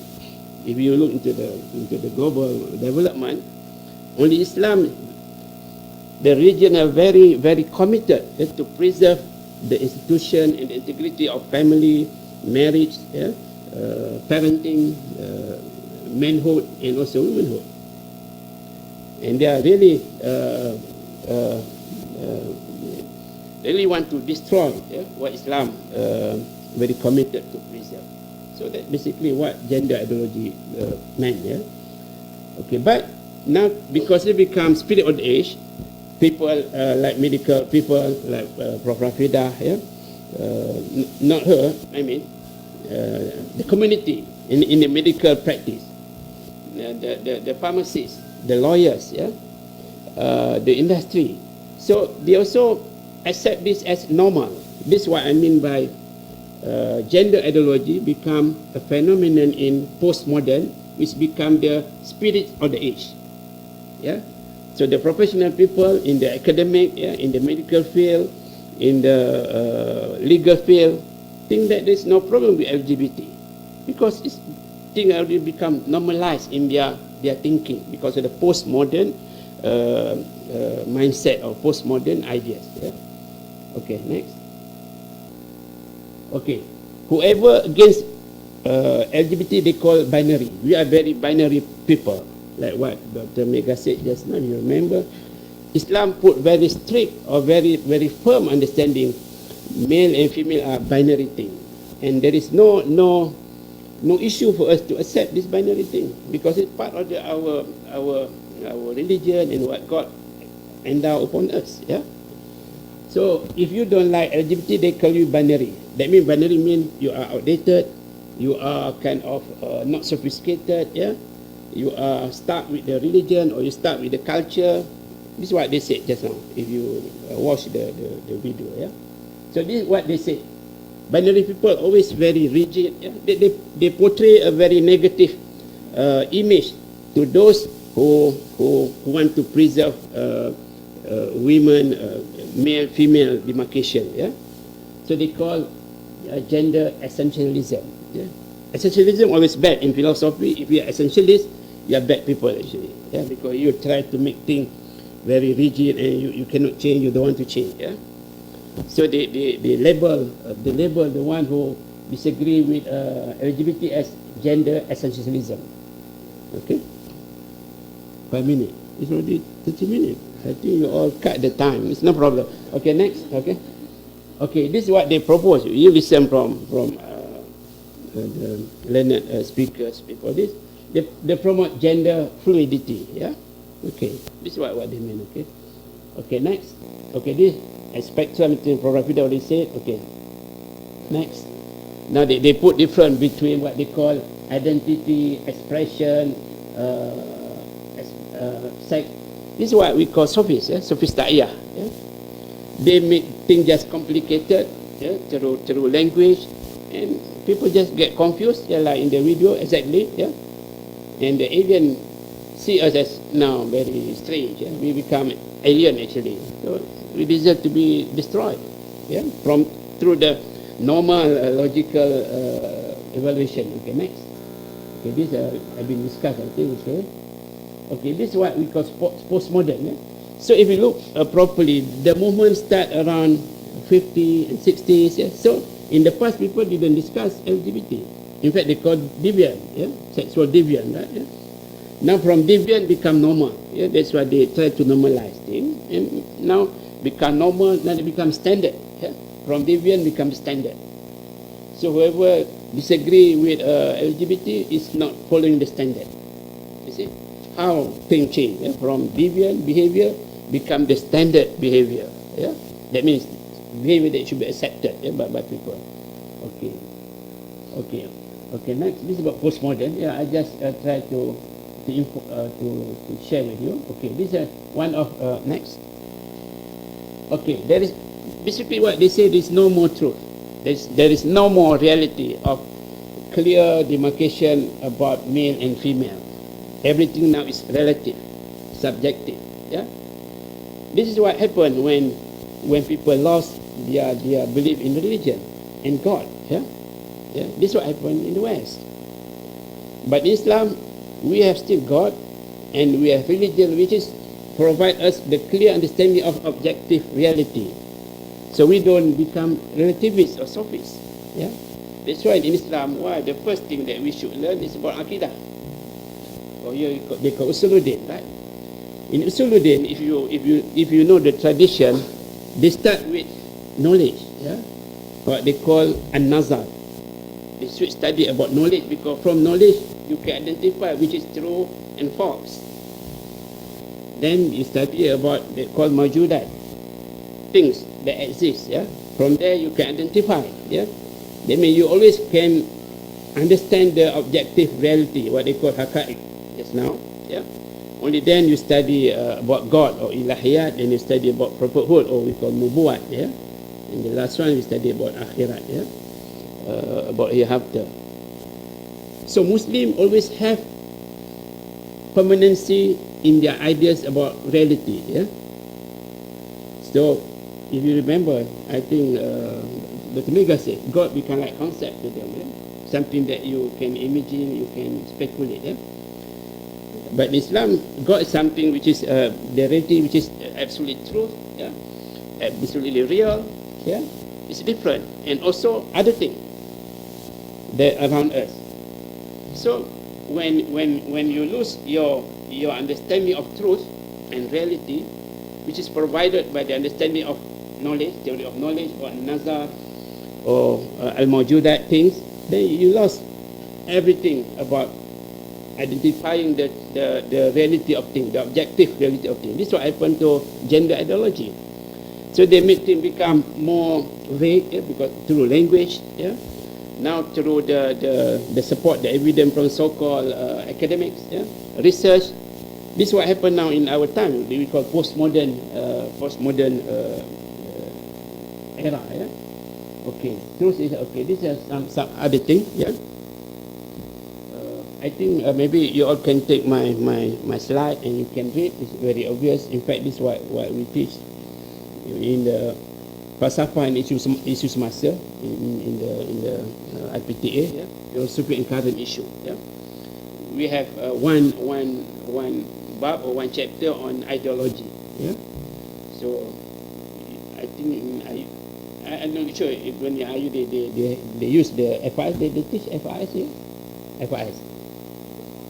Yeah, but other university in Malaysia, because we have specific module on ideology. So I think what I'm trying to say, maybe because time is already end for me. We need to return to our understanding of Aqidah, which put focus on the accepting or acknowledging the truth and reality as it is. That's why the usuluddin in Aqidah is very important. That's why I said to my friend, LGBT is not only fake issue. It's not only fiqh issue. It's not only about Sharia. It's about Aqidah. Because believing thing as true is not something just a matter of Sharia. It's about Aqidah. You believe or not, there is only two reality between male and female. Or you believe actually there is not only two, there are many. Because there are also other implications. Because if you say male and female as subjective, then later on it just fit to the idea that God also relative, and then prophet also relative, and anything in religion become relative. This is what happened to our society now, and because this thing being supported or being also accepted by the professional, the academic, the industry, they become the situation more problematic and more dangerous to the Muslim. And I think, inshallah, as a Muslim, we are still the only religion that take this seriously. And I think we should continue, and pass our da'wah also. In fact, this is the way we should teach humanity about religion and God and reality. Because basically after Nietzsche, what they call the father of postmodern, there is no more truth, there is no more reality in the world, only your perspective, they call it. Only your perspective. So, and LGBT just part of this global, universal movement of postmodern. So you cannot tackle LGBT by itself alone. You must understand the bigger Z-child, which is more influential to the community. That we should also understand. So I think thank you very much, the organizer, for inviting me, the Jamal, and also I'm very happy to meet my long-time friend, Master Rafida, who's very active involved in this fight. Inshallah, may Allah bless us and give us strength to continue to istiqamah in this fight for our religion, for Islam that provide preservation for marriage, family, parenting, parenthood, womanhood, and manhood for the community. Sekian, Assalamualaikum warahmatullahi wabarakatuh.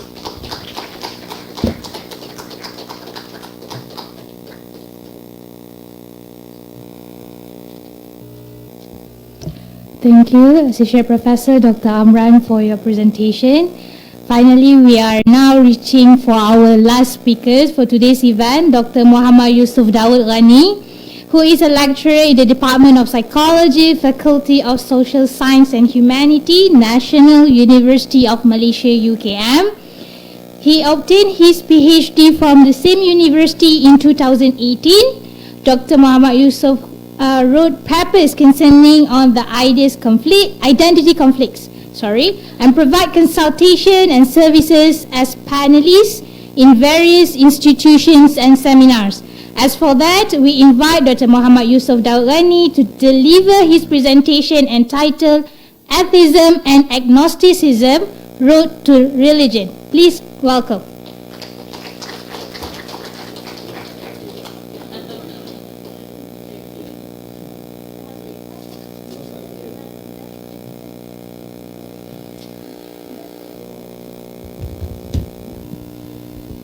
Bismillah, alhamdulillah, wassalatu wassalamu ala ashrafil anbiya'i wal mursalin wa ala alihi wa sahbihi ajma'in. Yang berusaha Senior Haji Jamaluddin, yang dihormati Prof. Amran, our respected speakers and respected audience. Assalamualaikum warahmatullahi wabarakatuh. Tak jumpa lagi? Lagi. Alright, the topic that was assigned to me is atheism. As we know these days, I'm going to make it very fast because we are running out of time and we have to catch up for the Friday prayers. So I'm going to be very quick. Don't worry, it's going to be 20 minutes or less. I'm supposed to do 30 minutes presentation, but never mind. The shorter the better. Well, anyway, these days, atheism has been rampant occurrences among Malay Muslim society these days. You even have it in UIA. You just haven't met them yet. But if you're lucky enough, if you have heart-to-heart talk to some people, especially those who are inflicted with problems, you will see the hint of atheism in their speech. Like, they may sound innocent, like, why these things happen to me, but that is actually a red flag. Yeah. If you see your friends don't bother about performing the salah, there could be a red flag. They may be silent about it. They may be silent about it because they know the backlash they're going to get if they just blot it out. So they just keep it silent. But some of them have their own community. So the next slide. I'm going to actually structure this presentation with two themes: how atheism is a problem and what are the solutions. So how atheism is the problem how atheism is a problem. Next slide. Okay, in Malaysia, I'm talking about in Malaysia. In Malaysia, when we talk about Malays or any people from other religious background that identify themselves as atheists, we can divide them into three groups. Those who were born in non-religious or non-religious or secular family, okay, that one memang tak boleh nak kata apa lah, dia memang dah lahir dalam keluarga macam tu. But usually we don't have that in Malaysia because we are a religious culture country. Kita ada macam-macam agama. The second one, the last two is the most prominent happening in our country. Born in non-practicing, okay, born in a Muslim family but non-practicing, and the last one, born in a practicing families. Okay, we are going to deal with the last two. How could a person born in, even they are not non-practicing but they have the belief, right? How could a person who have been raised, born in a Muslim family, born in a practicing Muslim family, suddenly chose to become atheist or not believing in God? You see, we have the ideas that these people become atheists because of intellectual reasons. I'm going to demonstrate to you the problem is not intellectual but rather an emotional one. And this is not what Dr. Yusuf said.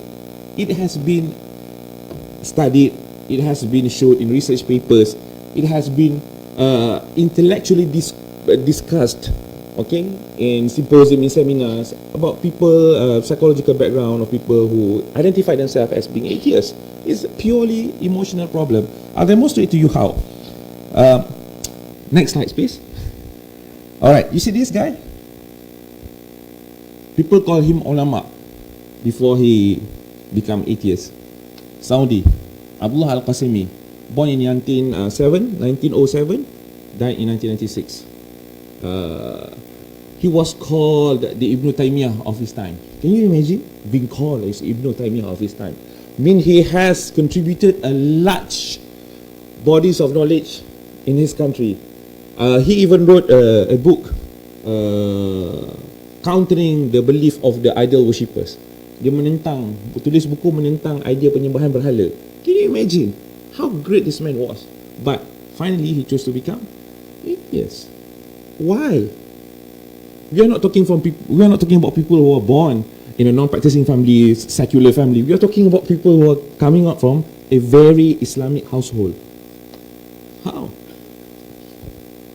Intellectual? Really? Intellectual?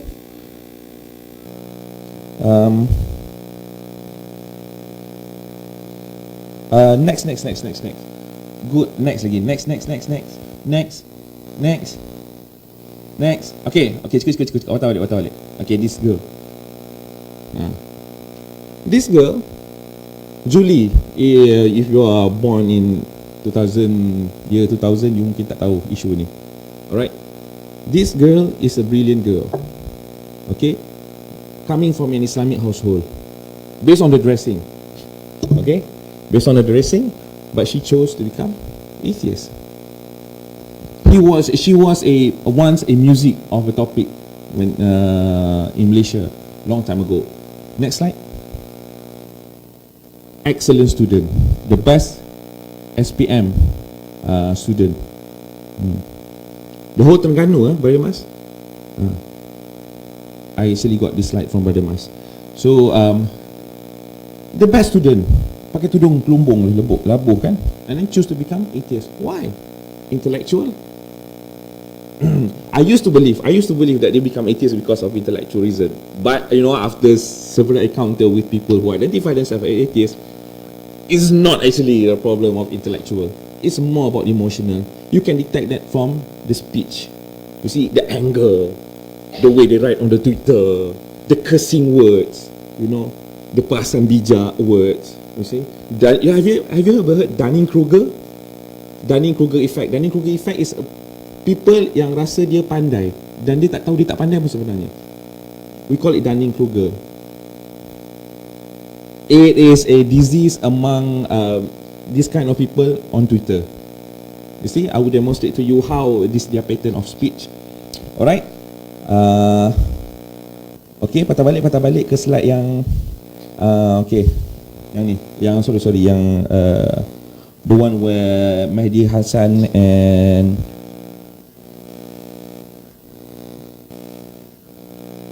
okay, this one. Alright. Can you click on the link?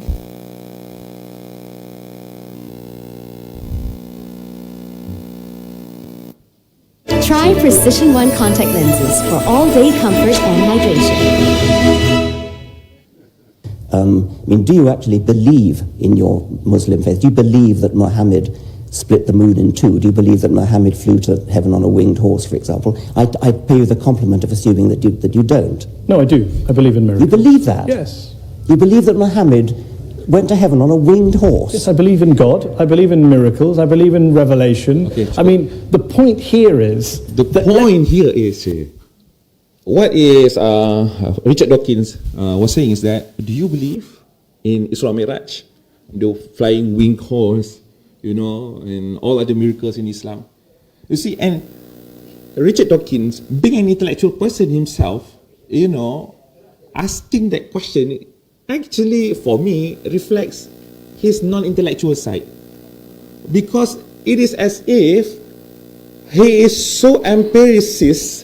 He tried to prove that he is so empiricist, okay, who stubbornly, religiously adhere to the idea of empiricism, that he denies the existence of other realities. This kind of thinking only exists among babies. How? If you play with the babies for some time and then you left the babies will cry.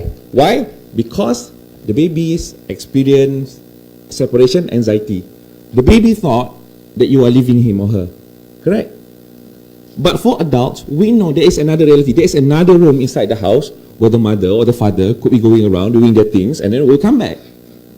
So this is actually a mentality of a person who are very much influenced by emotion rather than intellect.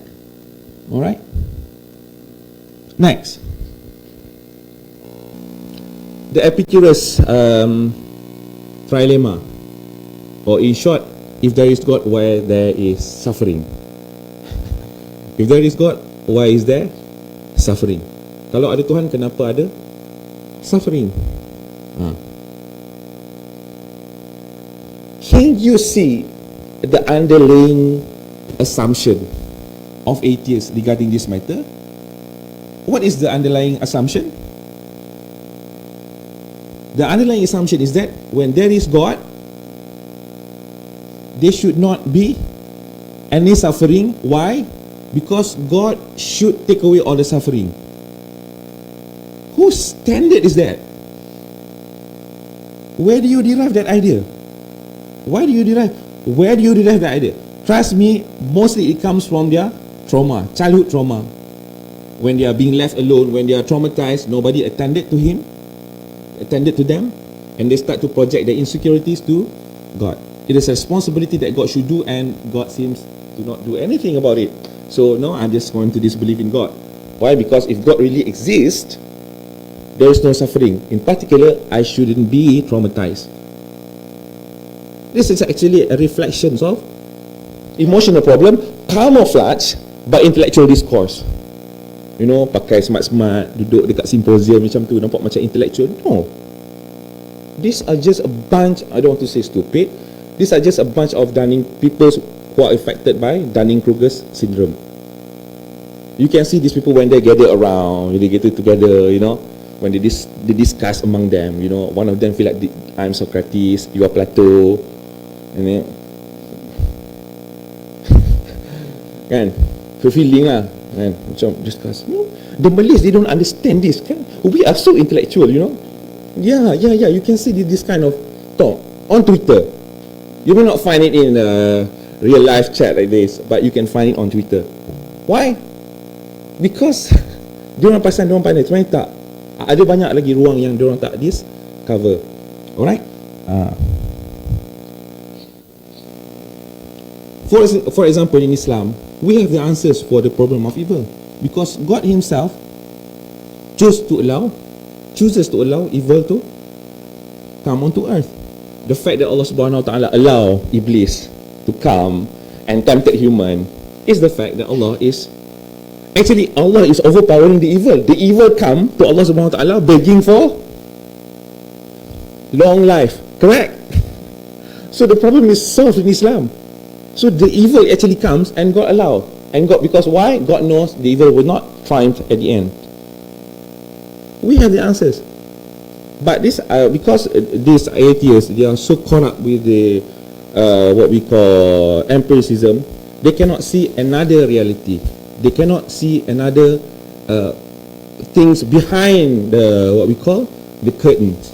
See, they make fun of us believing in Moses splitting the sea into two, throwing the staff, and staff becomes snakes.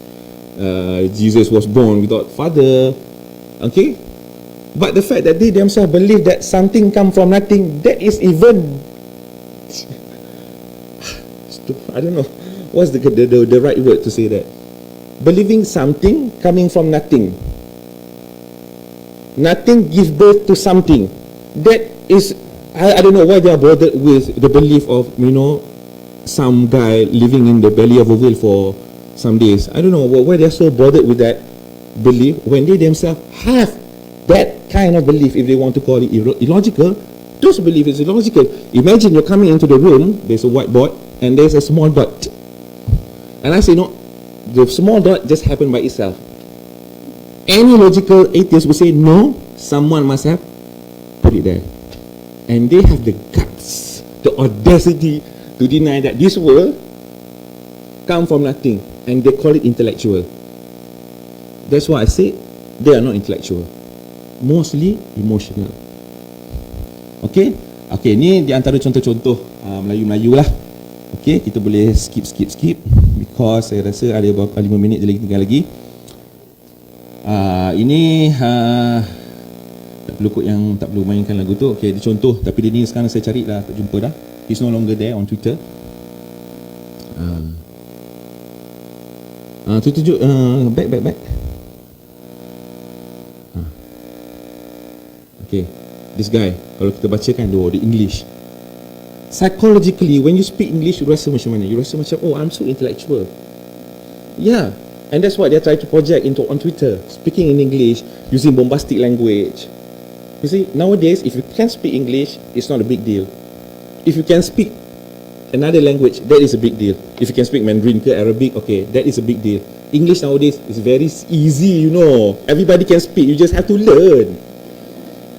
Come on lah. And yeah, and psychologically, they have been they communicate with themselves in English. Because why? Psychologically, what we call we have been brainwashed with the idea that if you can associate yourself with whites, you will have a certain level of intellectual level. Okay? Kalau cakap Melayu macam tak class. Macam kena cakap ayu baru macam oh intellectual. Baru dia rasa macam pakai jubah-jubah labuh Sokrates, Plato tu. Kalau tak, dia rasa macam makan sirih, mulut mega-mega.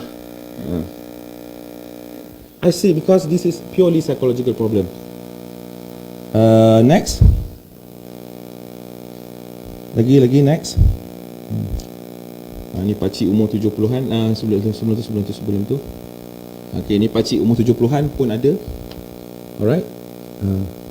Choose to become atheist. Alright.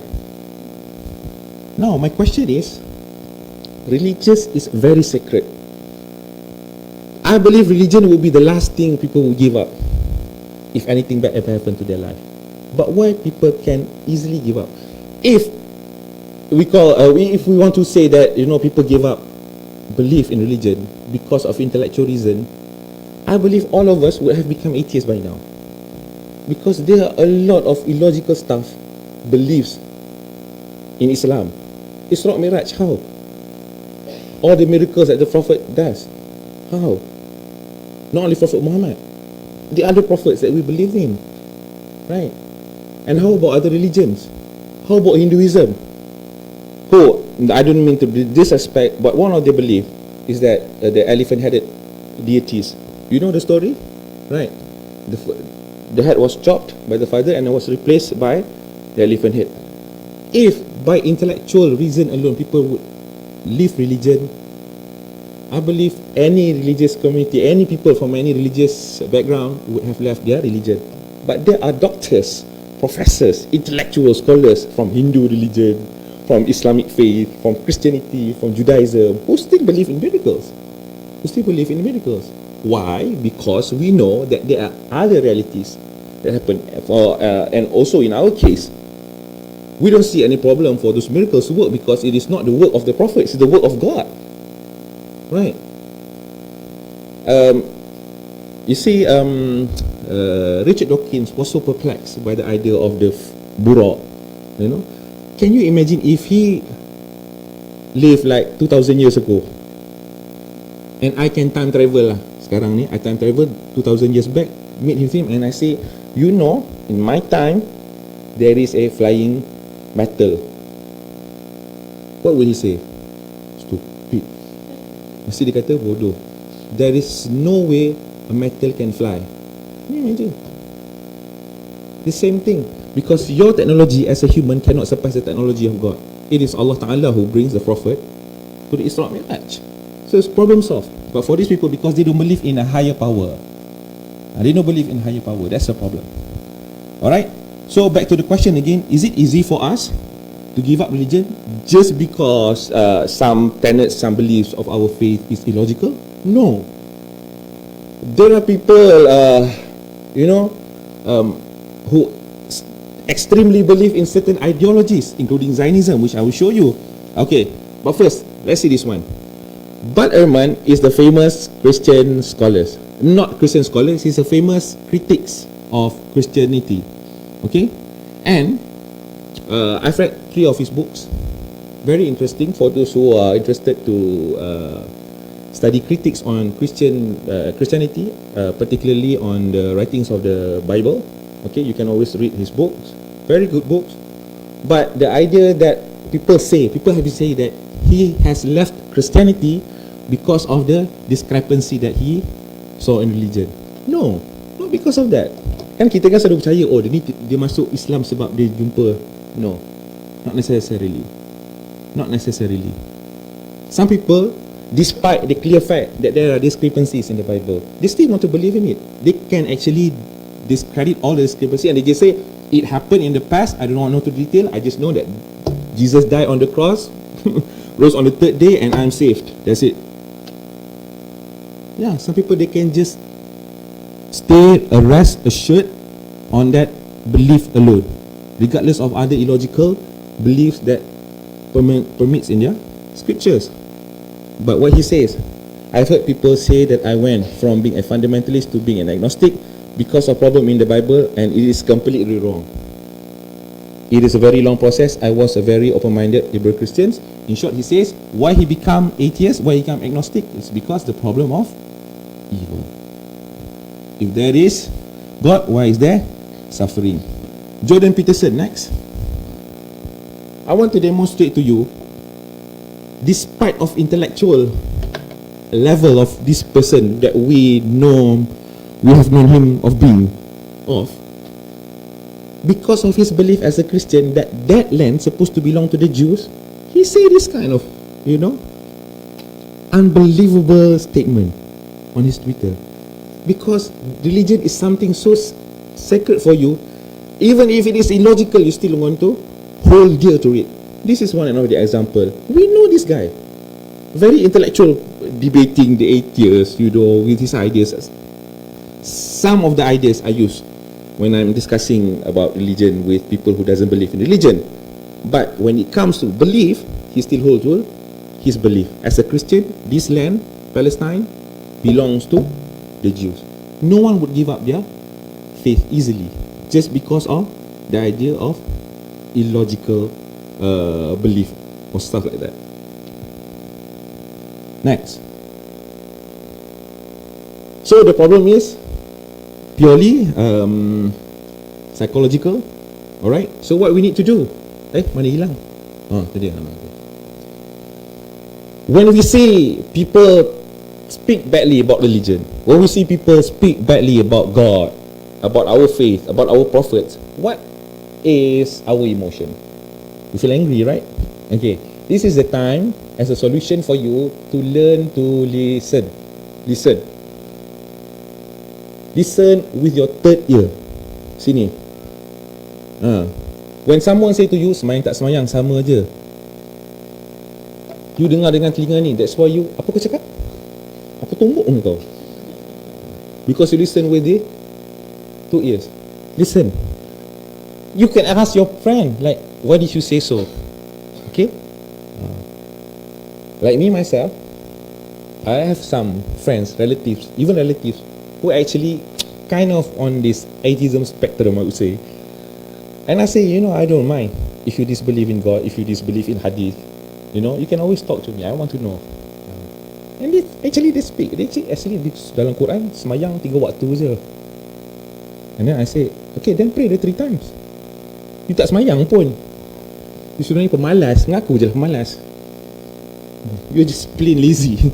And you're just playing with technicalities, with philosophy. You know what I'm saying? That's what Imam Shafi'i told us. That, orang bijak, intelligent person, bila dia sin, when they commit sin, they repent. But ignorant people, when they sin, they philosophize.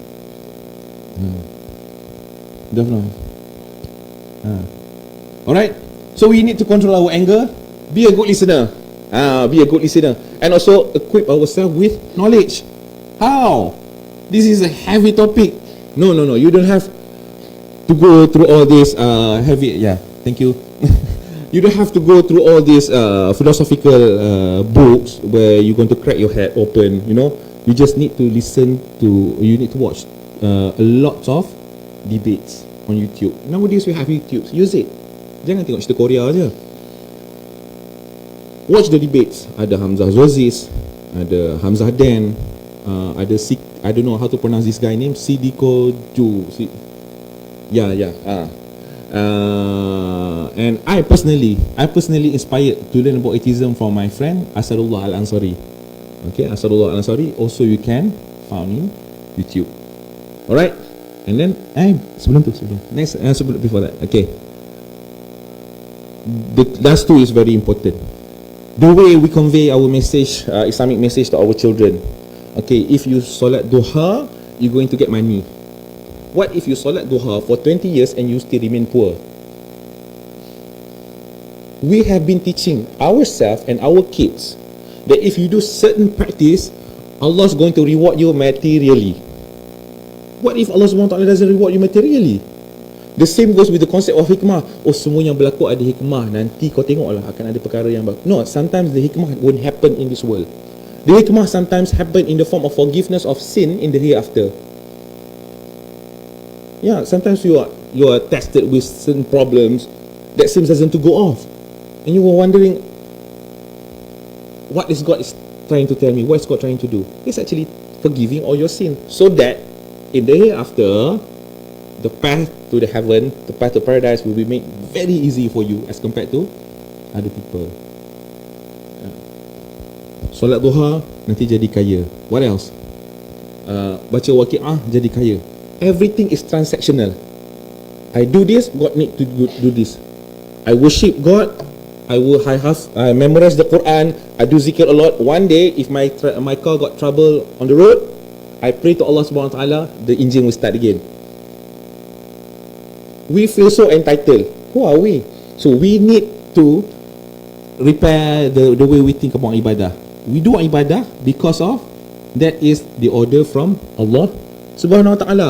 Whether you're going to get the reward materially or not, that is another story. But the reward is there for you in the form that you may not know. Alright? And also the concept of hikmah. When you teach your children about the concept of hikmah, enlarge the concept of hikmah not only in this worldly realm, but also encompasses the hereafter. Tell them, you may not get what you want in this world, but in the hereafter, you will get all the rewards abundantly. You can't imagine how immense it's going to be for you there. The problem is, we keep telling our children that if you do certain ibadah, you're going to get this. If you do certain ibadah, you're going to... At the end of the day, after being so religious for so many years, my life is chaotic, problematic. That is when I start to question God. I do da'wah, I memorize the Quran, I do zikir a lot, I pray 5 times a day, in the mosque, not at home. And then when I got in trouble, I'm still jobless, I got no job. Kan? Other people have progressed better than me. Why is this happening to me? God, you are not fair. Okay? And starting from that, they will gradually disbelieve in God. But after sometimes they camouflage it with intellectual discourse, so you think it is actually an intellectual reason, but actually it is emotional problem. So here I have covered as much as possible. So we all need to pray doa to Allah Subhanahu wa taala, ya muqallibal qulub sabit qalbi ala dinik. If someone like Abdullah Al-Qasimi can become an atheist, let alone ourselves. Let alone ourselves. Right? So we need to pray to Allah Subhanahu wa taala. May Allah Subhanahu wa taala protect our faith. Next. Thank you very much. If you know any person, if you yourself or you know any other person who has the hint of, being an atheist, please email me. Please email me. Alright? Please email me. I would like to have a talk with them. Okay? Please tell them that I will not be judging. I'm very open-minded in listening to whatever they want to say about God. Dia nak maki ke, dia nak kata ke, tak apa. I tahan je telinga dulu. Alright? Because this is what counselling is all about. I'm from psychology background, from counselling. So this is what counsellor does. We need to listen. Even though that thing is very painful, masa macam nak tumbuk je kan, tapi sabar, dengar. Okay? Because from that we know what is actually the problem. With that being said, I would like to say Assalamualaikum warahmatullahi wabarakatuh.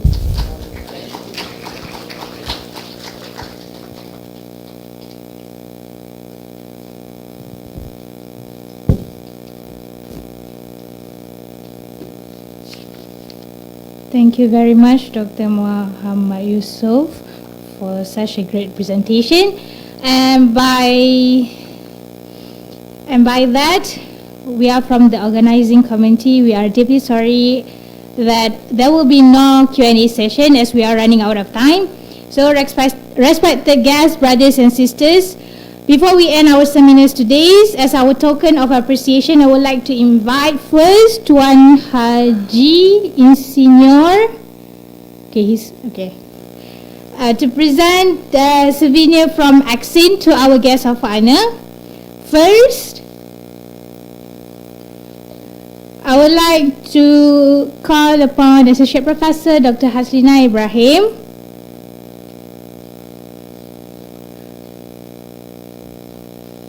followed by Professor Dr. Rafida Hanim Mokhtar,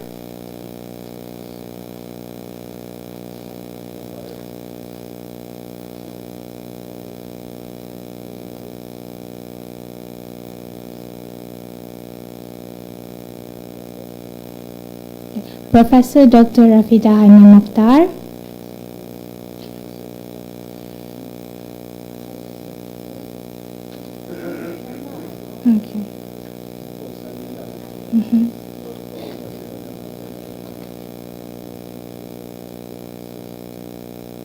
Assistant Professor Dr. Amran Muhammad,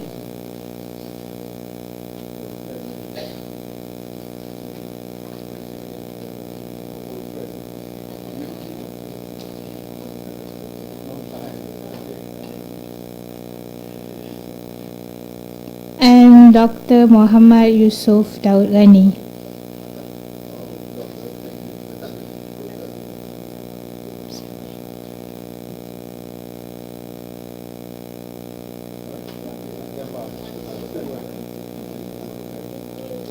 Okay.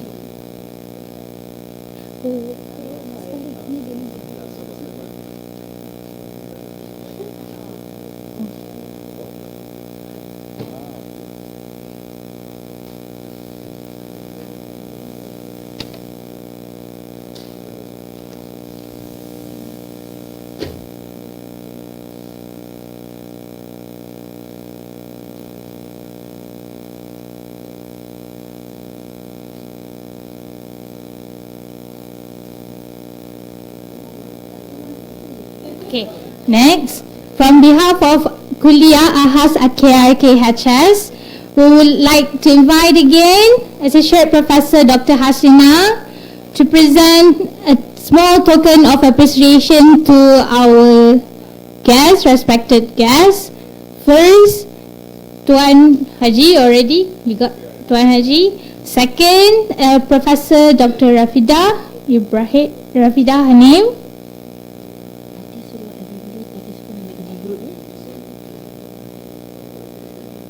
Third, Associate Professor Dr. Amran.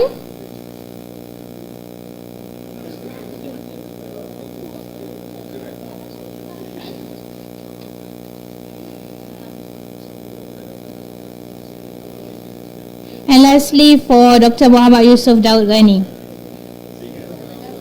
Dr. Yusuf.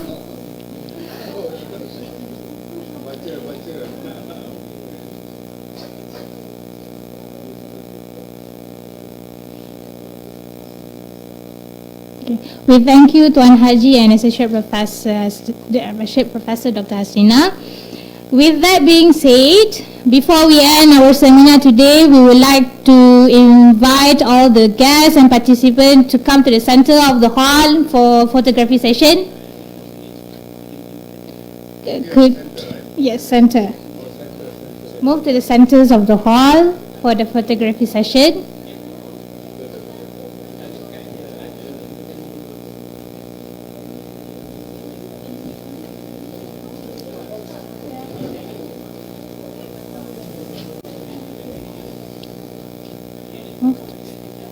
Let me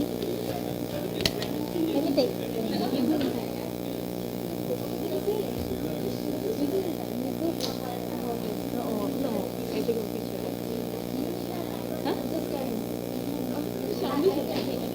Oh, you?